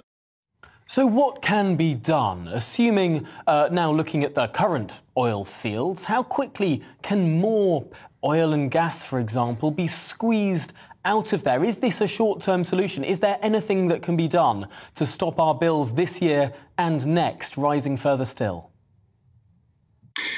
Well, I have to say, Tom, I think this is a really important point that you've just made, because the fact is demand is not going away. So we have to satisfy the demand for oil and gas from somewhere. We either do that by importing from places like Russia, which no one's going to be wanting to do for obvious reasons, or we import LNG from places like Qatar, which has double the carbon footprint of that which we take out of the North Sea. Or we take a much more mature and evidence-based approach, which is what the Prime Minister has been doing today and talking about in this British energy strategy, and get the security of supply, protect the jobs, keep the bills down, and reap the environmental benefits. Now, in terms of when can this happen, the First Minister tried to make that exact point last Thursday, and she said, oh, look, we can't go to North Sea oil and gas production because it takes far too long. Well, in fact, we've just had in the last few weeks 5 new fields have come on stream. We've got 4 new fields coming online in the next few months. We've got there's a massive gas field called Glendronach up near Shetland, which is coming on by, I think, 2024. We've got another field, the Glengorm, coming on by 2027. So this absolutely is a solution to our security of supply, to the fuel costs that we've got at the moment, and generally to making sure the UK strides forward in this terrible situation that we're seeing elsewhere. And yet, Liam Kerr, you are Shadow Cabinet Secretary in the Scottish Parliament for Net Zero. Now, it might make our bills go down. It might be good for energy security and prices here in the UK to pump out more oil and gas. But can it really help towards getting to that goal of net zero? Absolutely, Tom. And I take you back to the point that I just made, that the demand for oil and gas is not going away. The Climate Change Committee said it. By 2050, we are still going to need an awful lot of oil and gas. We have to source that from somewhere. Now, just to take one basic statistic that I gave you earlier on, if we bring in LNG from Qatar, it has double the carbon footprint of that which we get out of the North Sea. So this idea that we can replace North Sea oil and gas with renewables overnight is for the birds. That's what the Scottish Government would have you believe, that can be done. But that doesn't take account of the environmental cost of importing oil and gas whilst we still need it. It doesn't take account of the fact that the Scottish Government has utterly failed to price in a just transition for our workforce. And it doesn't take into account that we need security of supply, now more than ever. It's a powerful argument. Liam Kerr, thank you very much for making it here on GB News. We appreciate your time this afternoon. Shadow Cabinet Secretary in the Scottish Parliament, of course, for Net Zero. Well, now let's return to Westminster and the war in Ukraine, which, of course, has stretched on into its third week. Andrew Bowie, Conservative MP, former Vice Chairman of the party, indeed a Royal Naval Reservist, is here with us. Firstly, your impression of the Prime Minister's meeting with those leaders of the Nordic countries, of the Balkans, today in London? Yeah, I think it was very important and quite a substantive meeting. I think it demonstrated to the world that we stand with our Nordic and Baltic allies who see themselves very much on the front line against Russian aggression. It's very important because, of course, two of those Nordic countries, Sweden and Finland, are not within NATO, so it's very important that we send a signal to Vladimir Putin that they are as much of our allies and we will stand up for them as much as we would stand up for any NATO member, and that we will not allow Vladimir Putin to impose his will on the independent sovereign countries in that region. And I think it was very important that we invited them to London and that we sent the signal that we did today. And, of course, President Zelensky spoke at that meeting as well, albeit virtually. He's someone who has not wavered in his call for further action, military action from NATO countries. The idea of a no-fly zone that NATO countries do not want to countenance for very understandable reasons. But the Ukrainians do still call for it. How do we balance those two demands? God, Tom, of course they do. I mean, if we were in their situation, we'd be calling for that as well. But it's really important that we do everything possible not to escalate what is already a terrible conflict. And it would be an act of gross negligence if we were to start talking openly about imposing a no-fly zone over Ukraine. Of course, the that's very something idea that... of... Sorry, Tom. Of course, that's something Nicola Sturgeon has entertained. Which was, completely irresponsible and just frankly naive, as the Secretary of State for Scotland said last week. We cannot be in a place where NATO aircraft are in direct confrontation with Russian aircraft. That would take us to the brink of an all-out conflict with one of the most armed countries in the world, a country that is imposing its will militarily on a friendly neighbour right now. And if we were to escalate a conflict in that way, it could have devastating consequences, not just for the country of Ukraine, but for its neighbours and indeed for ourselves. So I think the position that we're in right now, supporting them militarily by supplying them with defensive weapons, supporting them with humanitarian aid. We're now the biggest bilateral donor the United Kingdom is. And, 88,000 people already opening up their homes to Ukrainian refugees. Everything that we are doing, and we were one of the first countries, actually, out of the traps to say this is going to happen and we're going to stand by the people of Ukraine. And we can be very proud of what we're doing. But imposing a no-fly zone would be a very serious step that would lead to an escalation. And that's something that none of us want. Well, it's interesting looking at this whole situation because, of course, it was only 2 days ago that the Scottish and Welsh governments offered 3,000 and 2,000 refugee places between them. Of course, the UK government had an uncapped scheme, hoping that people would be generous and offer their own homes, and that's had 88,000. Does that make the Scottish and Welsh governments sort of pale a little bit in comparison? Yeah, I don't know, Tom. I don't like to play politics with this sort of thing. We're talking about human lives here. I think that it's really important that the UK government and the devolved administrations just work together so that we can ensure the safe passage of as many Ukrainian refugees that want to get to the country safely, with the requisite security checks, obviously, and into this country as is possible. And I think what is the reason for those requisite security checks? Of course, many of our neighbours, indeed Ireland, a country we share a common travel zone with, is not doing those checks. The Prime Minister seemed to suggest that he may think that Putin might exploit the situation potentially even send nefarious actors through a zero-check system. Do you believe that's likely? Well, it's possible. I mean, it was only 3 or 4 years ago that we saw those individuals acting in the way they did in Salisbury. And it's not out with the realms of possibility, seeing the actions that Putin is taking against the people of Ukraine, that he would seek to exploit any system where there were no checks. Now, what we need to do is make sure those checks are done as quickly and with as least bureaucracy as possible, and that we get as many genuine Ukrainian refugees into the country. And as I said, over 88,000 people in this country opening their homes. That just shows the warm-hearted, kind-spirited nature of the British people that we always knew existed. Well, it's an extraordinary situation. Although there are many calls in civil society for no visas, I note that the official opposition is not calling for this. Let's bring in Charlie Peters here, who's with us throughout the programme. Charlie, what do you make of how visas and resettlement has become politicised over the last few days? I think you can never really avoid that situation when it comes to dealing with a humanitarian crisis like this. People do kick back a football of numbers, right, in terms of refugees that are required to be settled. And I think I read Tim Stanley yesterday in the Telegraph saying that Michael Gove has privatised compassion by letting people open up their own doors for refugees. But actually, I think it's a brilliant move by allowing people to volunteer themselves, not relying on council support as much, and just saying, if you have a spare room, do what you can. And those are extraordinary numbers that will no doubt go up. So it's a brilliant system. And I think also just touching on that security check situation, none of us here see the intelligence that is, motivating those decisions by the Prime Minister and the Cabinet. And it's that we're right to be nervous about, I think, some involvement from Russia pushing people through. But also, not every Ukrainian is an angel.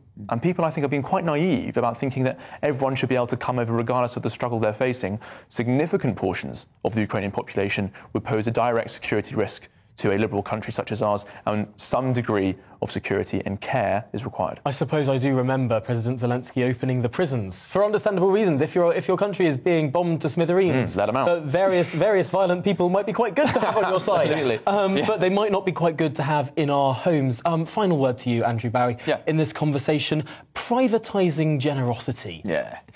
Is that quite a good system? Could we replicate this, for example, in other refugee crises, not using expensive hotels at the expense of the taxpayer, but the generosity of the British people? Well, firstly, I don't accept that that's in any way what we're doing. The British people want to do what they can to help the situation, to help individuals fleeing a terrible conflict. We're allowing them an opportunity to do that by opening their homes to people that are fleeing Ukraine. We're also going to be working with charities and other organisations and local authorities. It's not going to be solely the Homes for Ukraine. It's not the only scheme that the government is running to get people from Ukraine into this country. But no, we're not privatising compassion or generosity. We're doing what we can to support the Ukrainian people who are suffering terrible atrocities at the hands of a merciless and aggressive invader. And that's certainly a very good thing.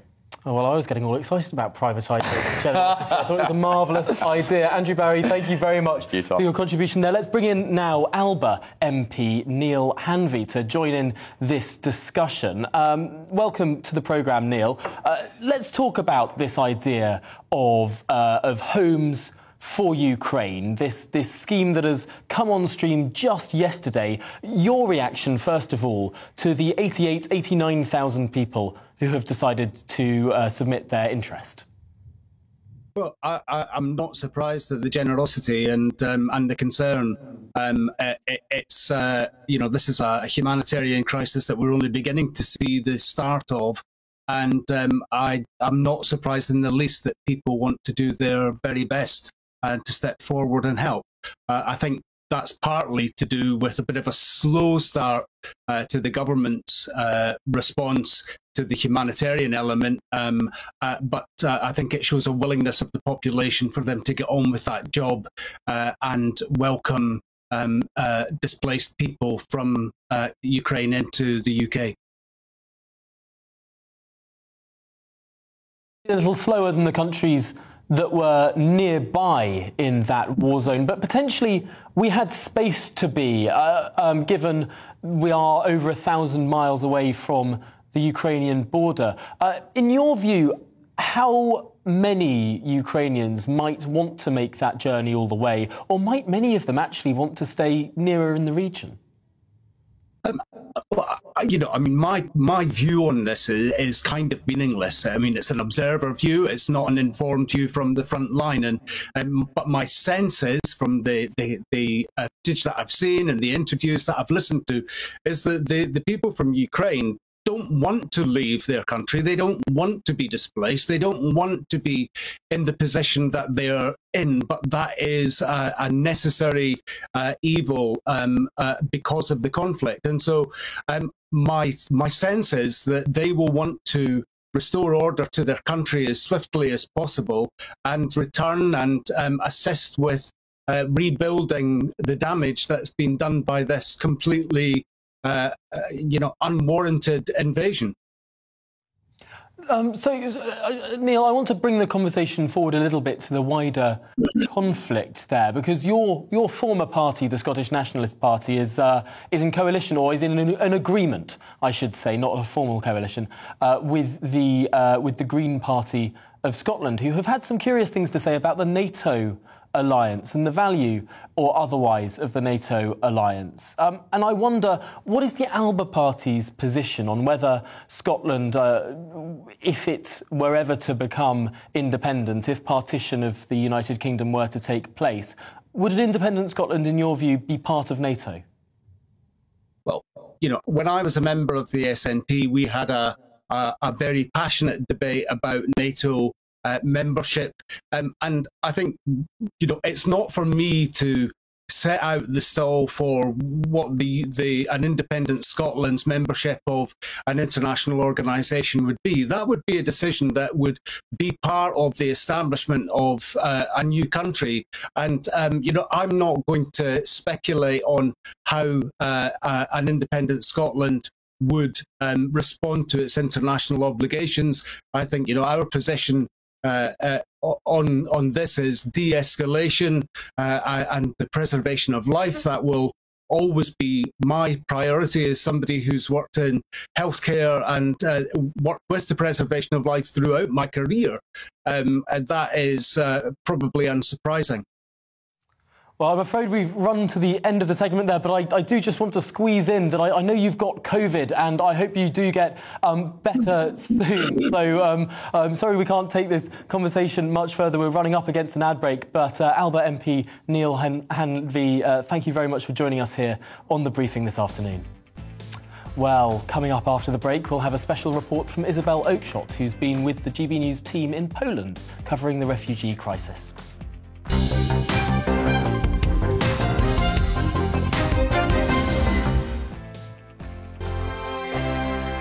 GB News is the UK's home of discussion and debate from all perspectives. To stay up to date on the latest stories, make sure that you subscribe to the GB News channel right here on YouTube. You can watch us live 24/7 across the whole world. You can also check out exclusive content and catch up on previous episodes of your favourite shows. Every day, we ask the questions that you'd ask, so why not add your voice to the conversation in the comments section? Don't forget to subscribe. We are GB News, Britain's news channel. Every night at 11 on GB News, we bring you the next day's stories the day before. It's basically like time travel. If it's a big story, we'll cover it, guaranteed. But we'll also have some fun along the way. Big opinions, big laughs. Sometimes big hair. This is Headliners, the paper review show that won't send you to sleep like the others will. 11 p.m, 7 nights a week. Join us.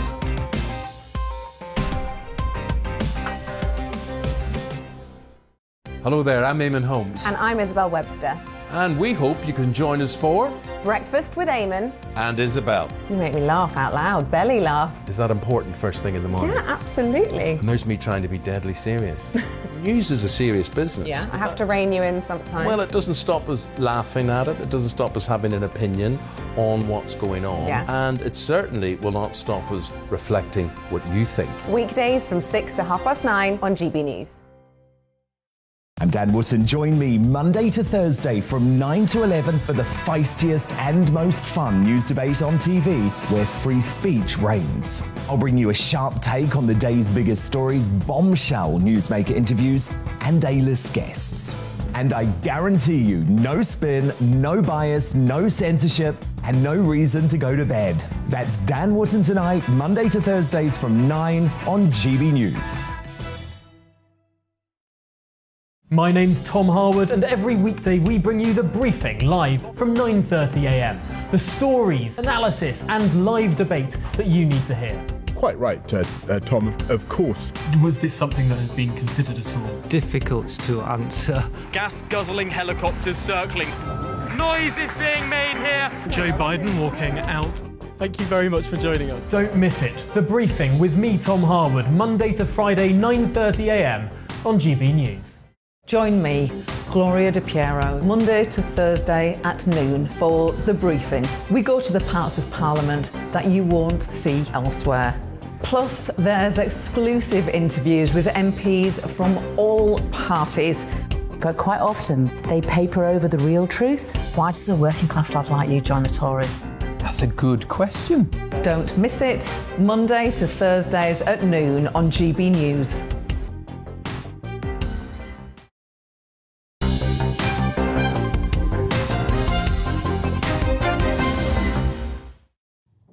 Welcome back. Now, the condemnation of Russia's assault on Ukraine seems to have not only united Western countries, but also the public, regardless of their political views.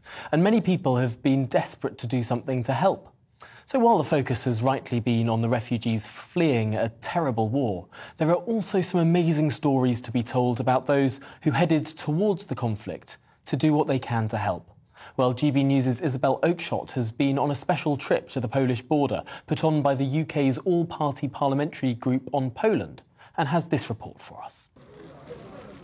It's nearly 3 weeks since Russian forces began their brutal assault on Ukraine, and still the refugees come.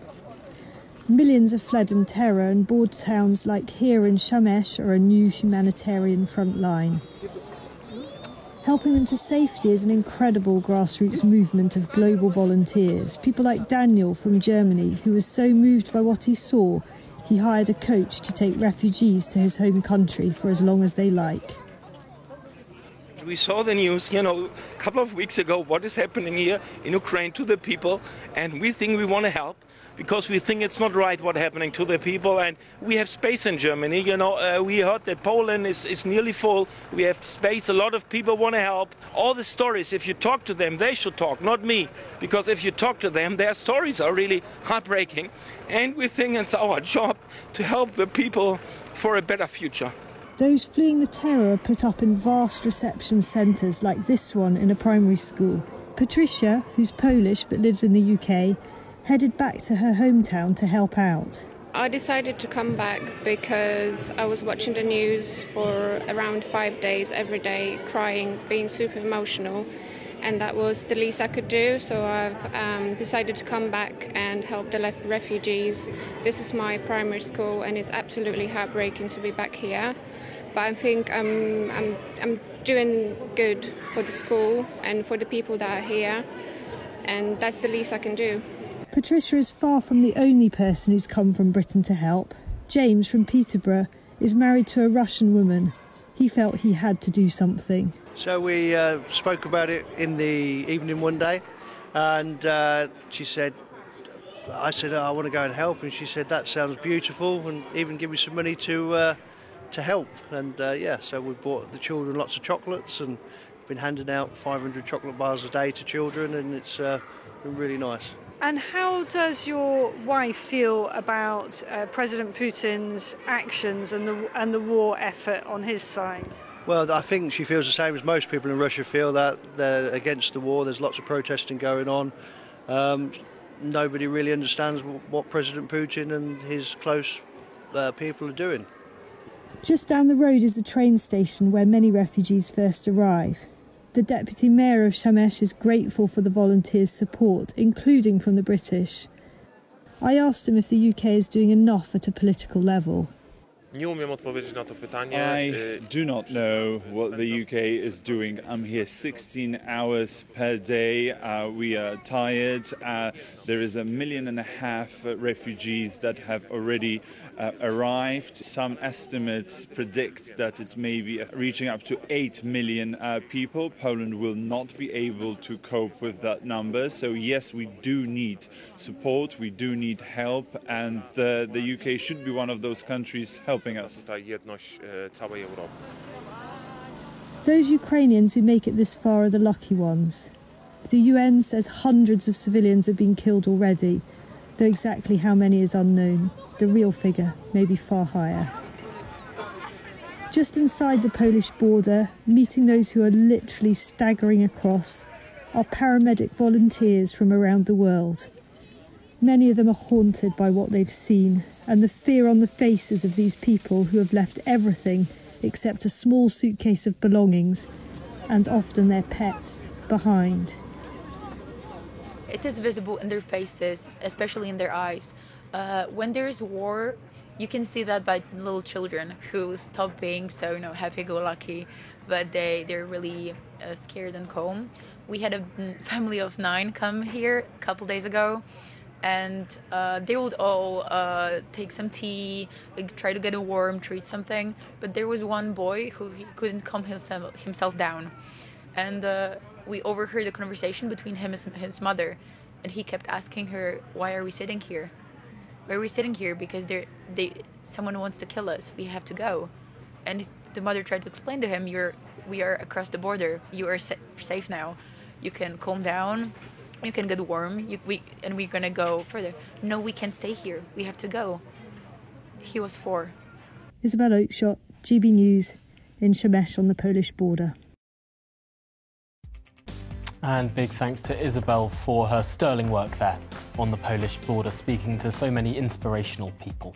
Well, coming up next, we'll be discussing the visit to Kyiv today by various European prime ministers and just how dangerous this could be.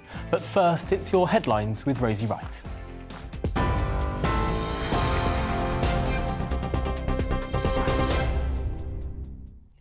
It's 3:32, I'm Rosie Wright. Let's get you up to date on GB News. NATO is concerned Russia may use chemical weapons in a so-called false flag attack as part of its invasion of Ukraine.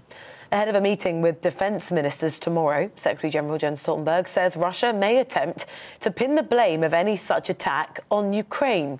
He says there are hundreds of thousands of forces on high alert, ready to defend the border. Now they are making absurd claims about biological labs and chemical weapons in Ukraine. This is just another lie. And we are concerned that Moscow could stage a false flag operation, possibly including chemical weapons. The government says a further 350 Russian individuals and entities have been sanctioned following the invasion. The Foreign Secretary, Liz Truss, says the UK is going further and faster than ever, hitting those closest to the Russian President Vladimir Putin. Hits after the President Volodymyr Zelensky warned Western leaders sanctions aren't enough to end the war.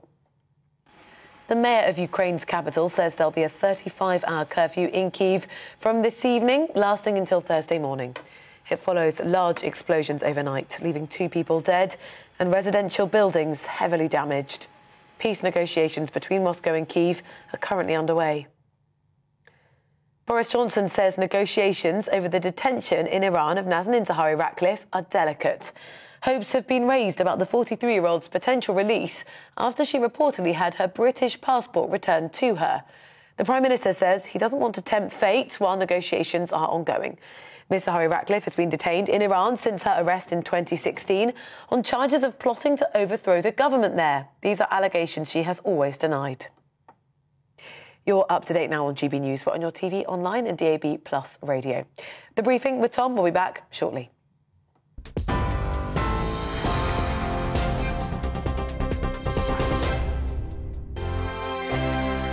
GB News is the UK's home of discussion and debate from all perspectives. To stay up to date on the latest stories, make sure that you subscribe to the GB News channel right here on YouTube. You can watch us live 24/7 across the whole world. You can also check out exclusive content and catch up on previous episodes of your favourite shows. Every day, we ask the questions that you'd ask, so why not add your voice to the conversation in the comments section? Don't forget to subscribe. We are GB News, Britain's news channel. Every night at 11 on GB News, we bring you the next day's stories the day before. Basically like time travel. If it's a big story, we'll cover it, guaranteed. But we'll also have some fun along the way. Big opinions, big laughs. Sometimes big hair. This is Headliners, the paper review show that won't send you to sleep like the others will. 11 p.m, 7 nights a week. Join us.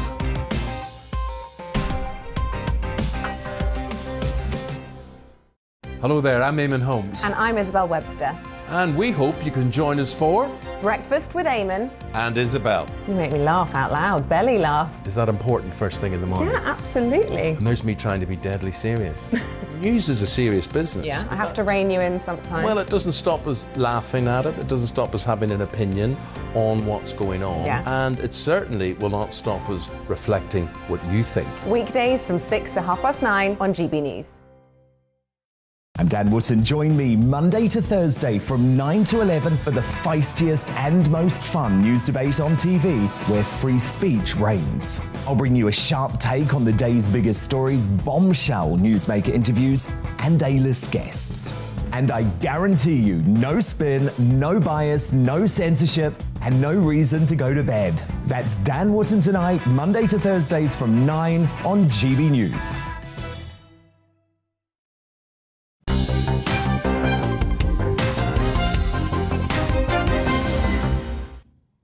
Hello and welcome back to The Briefing this afternoon. Now, the Prime Ministers of 3 European nations are set to travel to Ukraine today to pledge unequivocal support for the nation in its fight against Russian aggression. The Prime Ministers of Poland, the Czech Republic and Slovenia will meet with President Volodymyr Zelensky in his Prime Minister as the Russian forces continue shelling and bombing buildings across Ukraine's major cities. So what can we expect from this meeting between the various heads of government, and how will it impact the rapidly escalating conflict on the ground? Well, joining me live from Edinburgh to discuss this is former British Army officer Lieutenant Colonel Stuart Crawford. Welcome to the programme. So, first of all, let's be serious here. This is a city that is not quite encircled, but certainly under great threat currently from Russian forces. Shall we talk through the logistics of how such three very important figures in world politics can make it into the middle of a war zone? Good afternoon, Tom. It's a very good question. I think that we have to see the visit of these three heads of states very much as a visible and well-publicised declaration of solidarity with not just the president of Ukraine, but indeed the people of Ukraine. And it's interesting also to note that they're, as I understand it, making their way there by train and not by airplane, presumably because of the contested airspace, which makes air travel difficult.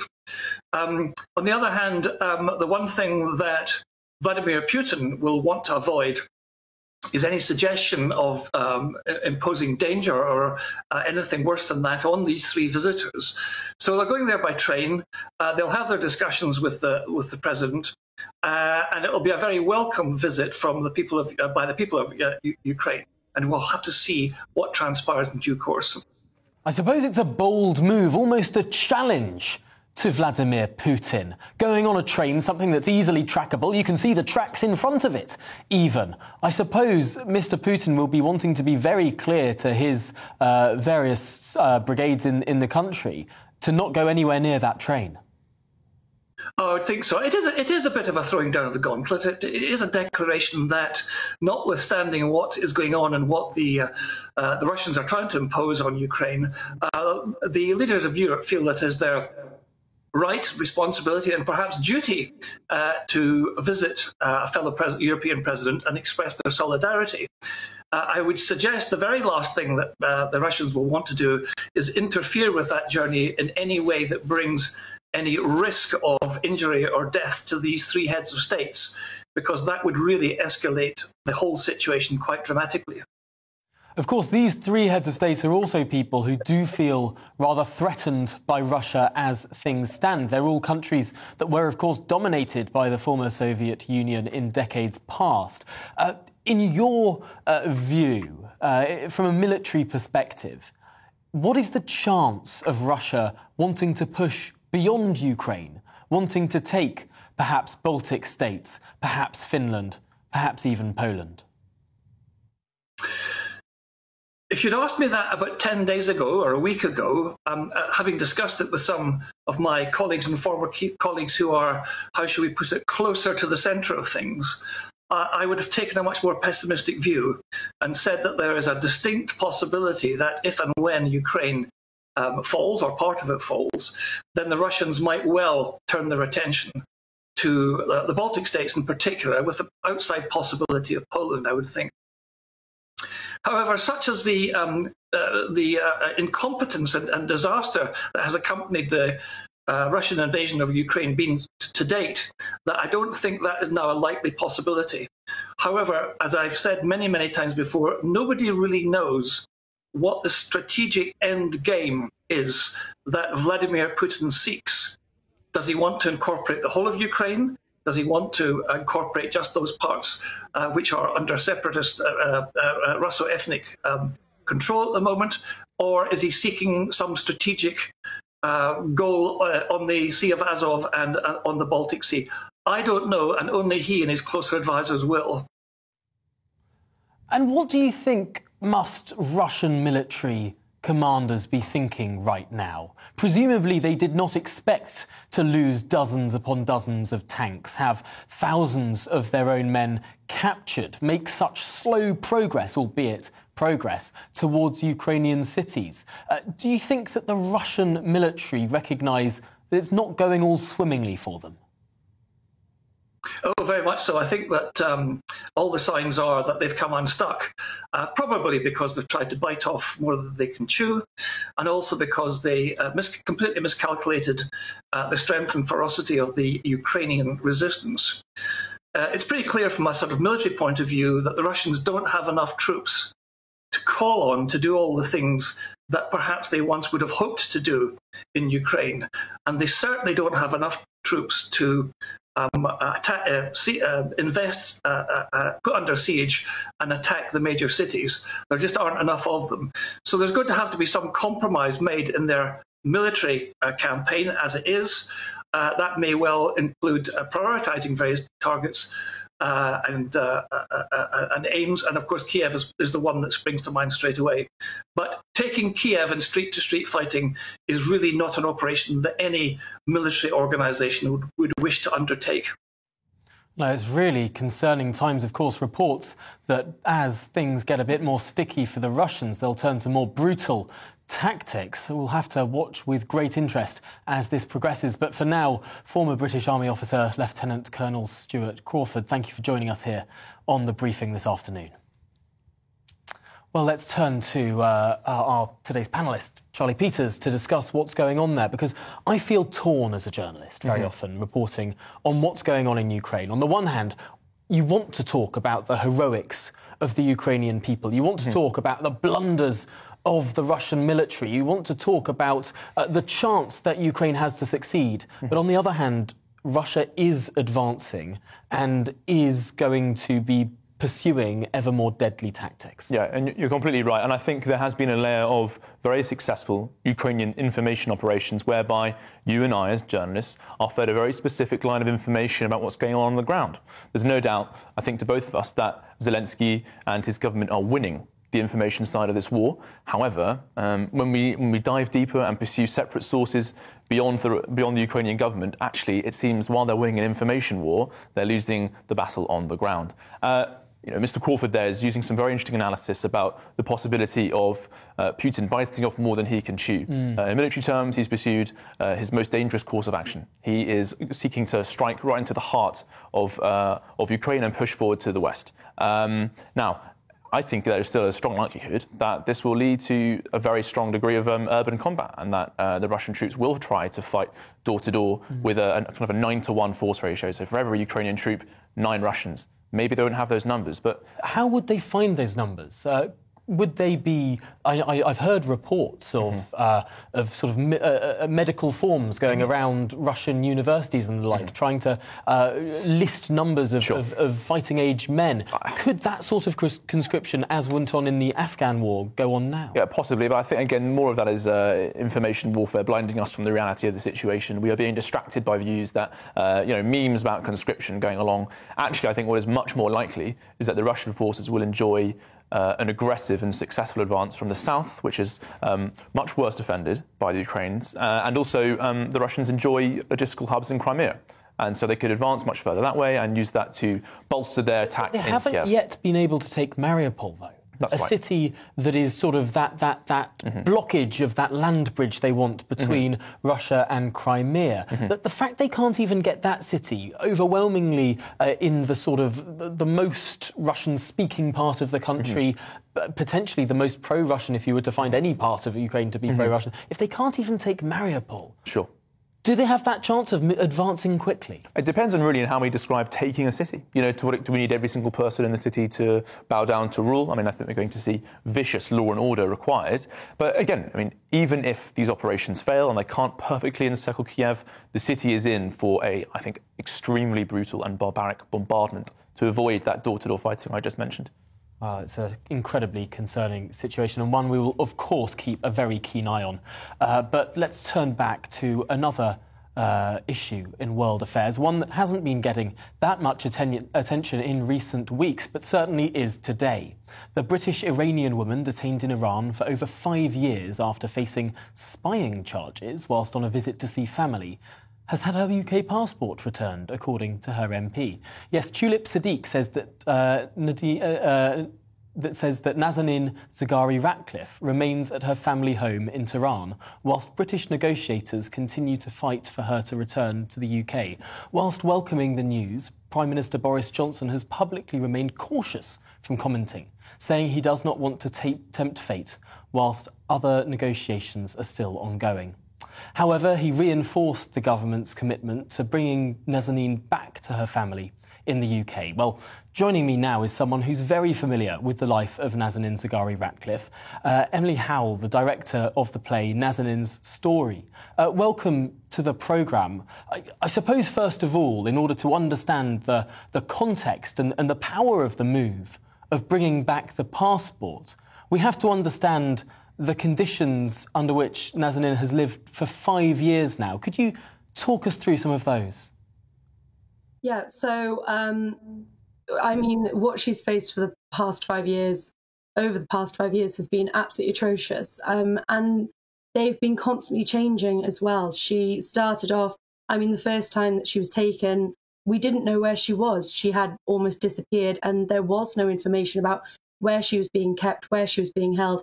And then she was held in solitary confinement for an atrocious amount of time. And then, you know, towards the end of hopefully what's coming to the end of this awful situation, she was then released to her parents' house on house arrest. So it's been a constantly changing situation for her. And my concern is that, you know, it's just another hope, a moment to raise her hopes. But hopefully it will be the beginning of the end of this awful experience. Of course, Nazanin is not the only British-Iranian person who has been captured, although she is the most famous. Iran has been pursuing a policy of kidnap, really, for quite some time. And of course, they say this is because the United Kingdom owes Iran money. Do you think that the United Kingdom has paid some money here, that this could be viewed in some ways as a hostage situation? Yeah, so, I mean, we do look at this in quite some depth in the play, because what we try to present in the production itself is as many of the facts as we can possibly get. And in this situation, and in this case, there is a lot of murky information. Facts are not as clear as they should be. But Richard Ratcliffe, Nazanin's husband, did find and did go out publicly and say that her imprisonment is related to this debt. And I know there are a lot of people at the moment discussing today whether or not this debt has been paid. Unfortunately, there is nothing that's quite clear about that situation. But it's certainly something that we explore quite extremely in the play, because it seems, especially with what happened with America when they paid their debt and then suddenly their hostages were released. We do look at this as a hostage situation, at least I certainly do. It's so fascinating because, of course, the implications of paying money for hostages are pretty bleak. I wonder, given what has gone on now, given all of the history and your intimate knowledge of Nazanin's story, do you have hope that this could really be the end game we're seeing now? I absolutely do. When I heard the news this morning, the first time I got to speak to Nazanin was an amazing experience because I had been following the story and supporting and championing for Nazanin.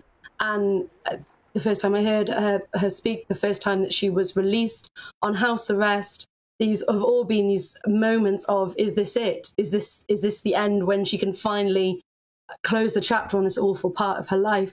And again, this morning, the goosebumps, I got the goosebumps on my arms. I felt that feeling in your stomach when you just, this could be it. This could be an amazing final chapter to what is an awful story. And it is, I'm incredibly hopeful. Well, Emmy Howell, let's hope that you may be able to write a sequel to Nazanin's story. Thank you very much. Final word to you there in the last few seconds. So I was just saying, just an end to the play. It would just be lovely to put an ending to the story of this awful experience. Well, Emmy Howell, thank you very much for joining us here on The Briefing this afternoon. And of course, we hope all the best for Nazanin as well. Well, President Joe Biden is reportedly considering undertaking an official visit to Europe to show solidarity with Ukraine and European allies as Russian aggression continues to increase tensions across Europe, of course. Well, joining me to discuss this live from Washington, D.C. is former Deputy Assistant to President Donald Trump, Dr. Sebastian Gorka. Welcome to the programme. First of all, Joe Biden doesn't seem to be someone who takes particularly naturally to the, I suppose, the natural side of press conferences, of engaging in that sort of public display. This would be quite a challenge for him, were he to undertake this in short order. Right, Tom, but what other option does he have? This is a president of the United States who doesn't even get his phone calls returned by the Kingdom of Saudi Arabia or the UAE. It is an utter disaster, so maybe he has to go there in person for people to be cornered so he can actually talk to them. This is an individual who, just for your viewers' benefit, when the war broke out, went back home to his house in Delaware on Friday afternoon. That's how seriously he took it. He dispatched his vice president, a woman who couldn't get 2% in the Democrat primaries, to try and fix things. That didn't go too well. In that press conference with President Duda of Poland, she started cackling and laughing when she was asked about the plight of the Ukrainian refugees. So this is a man who has lost the respect of our nation across the world. And it's really upon him, the blood is on Biden's hands, that Ukraine was invaded because it was his disastrous withdrawal and surrender from Afghanistan that was the signal to the murderous Putin to say, OK, guys, it's up for grabs. Let the tanks roll. So whatever he does in Europe, it's too little, too late, Tom. I do understand the argument that President Trump was less predictable on the world stage, that potentially Mr. Putin would be more afraid of an erraticism within the White House, almost that Nixonian madman strategy to an extent, the way that he never wanted to be predicted by his enemies to the east. Although that being said, that does have a drawback as well when it comes to dependability and reliability amongst European partners, for example. Might a weakness potentially of Joe Biden being seen as less erratic, perhaps, by Putin, actually be an advantage in terms of how European leaders might see him? I'd really like to get to the bottom of where this trope came from, that my former boss was erratic, unpredictable, or crazy. In what sense of the word? There was everything he did was predictable. He said, America must lead again. The military must be strong. We must secure our borders, and we must treat our friends as friends. And that's exactly what we did for 4 years. When we walked into the White House, we said, OK, this is over. This insanity of kowtowing to others, going on apology tours like Obama did, is not going to happen under our watch. We declared war on the ISIS caliphate. We destroyed it in 5 months. We secured the border. We told Lil Kim, stop launching those ballistic missiles. And when it came to Russia, we had more than 200 Russian troops killed in Syria who were destabilizing the region. None of that is strange or unpredictable. It was an America First message that when America leads, the world is safe. And right now, sadly, we have a senile old man in the White House who's not compos mentis. And everybody, our friends and our allies, know it together. Well, Dr. Sebastian Gorka, I wish we had more time in this conversation. Unfortunately, we've run to the end of the programme, but we'll have to get you back sometime soon. Thank you for joining us, Sebastian Gorka, there. Final word to Charlie, just in the last 20 seconds. What do you make of that? Yeah, I completely agree, actually, with what Sebastian said. I think the world very much relies on a strong US. And the country we were talking about before, Iran, emboldened enormously by this weak presence. It's a dangerous time. Dangerous time. Well, what a note to end on. I'd like to thank all of my guests and, of course, Charlie for being with me throughout the programme. You've been watching The Briefing with me, Tom Harwood, and we'll see you again tomorrow at 9:30 tomorrow morning. Up next, it's Brazier. Hello again. A dry, bright day for many today. Tomorrow will be somewhat different. A duller, wetter day, certainly across much of England and Wales. But most of us will see some sunshine towards the end of the week. Today we've got these weather fronts just gradually encroaching. As I said, for most it's been dry and bright, but this weather front has been bringing a lot of cloud and some rain through the early afternoon across northwest Scotland, west of Northern Ireland, but creeping through the rest of the day into the east of Northern Ireland and towards the central belt of Scotland. So turning soggy here for the rest of England and Wales, staying fine over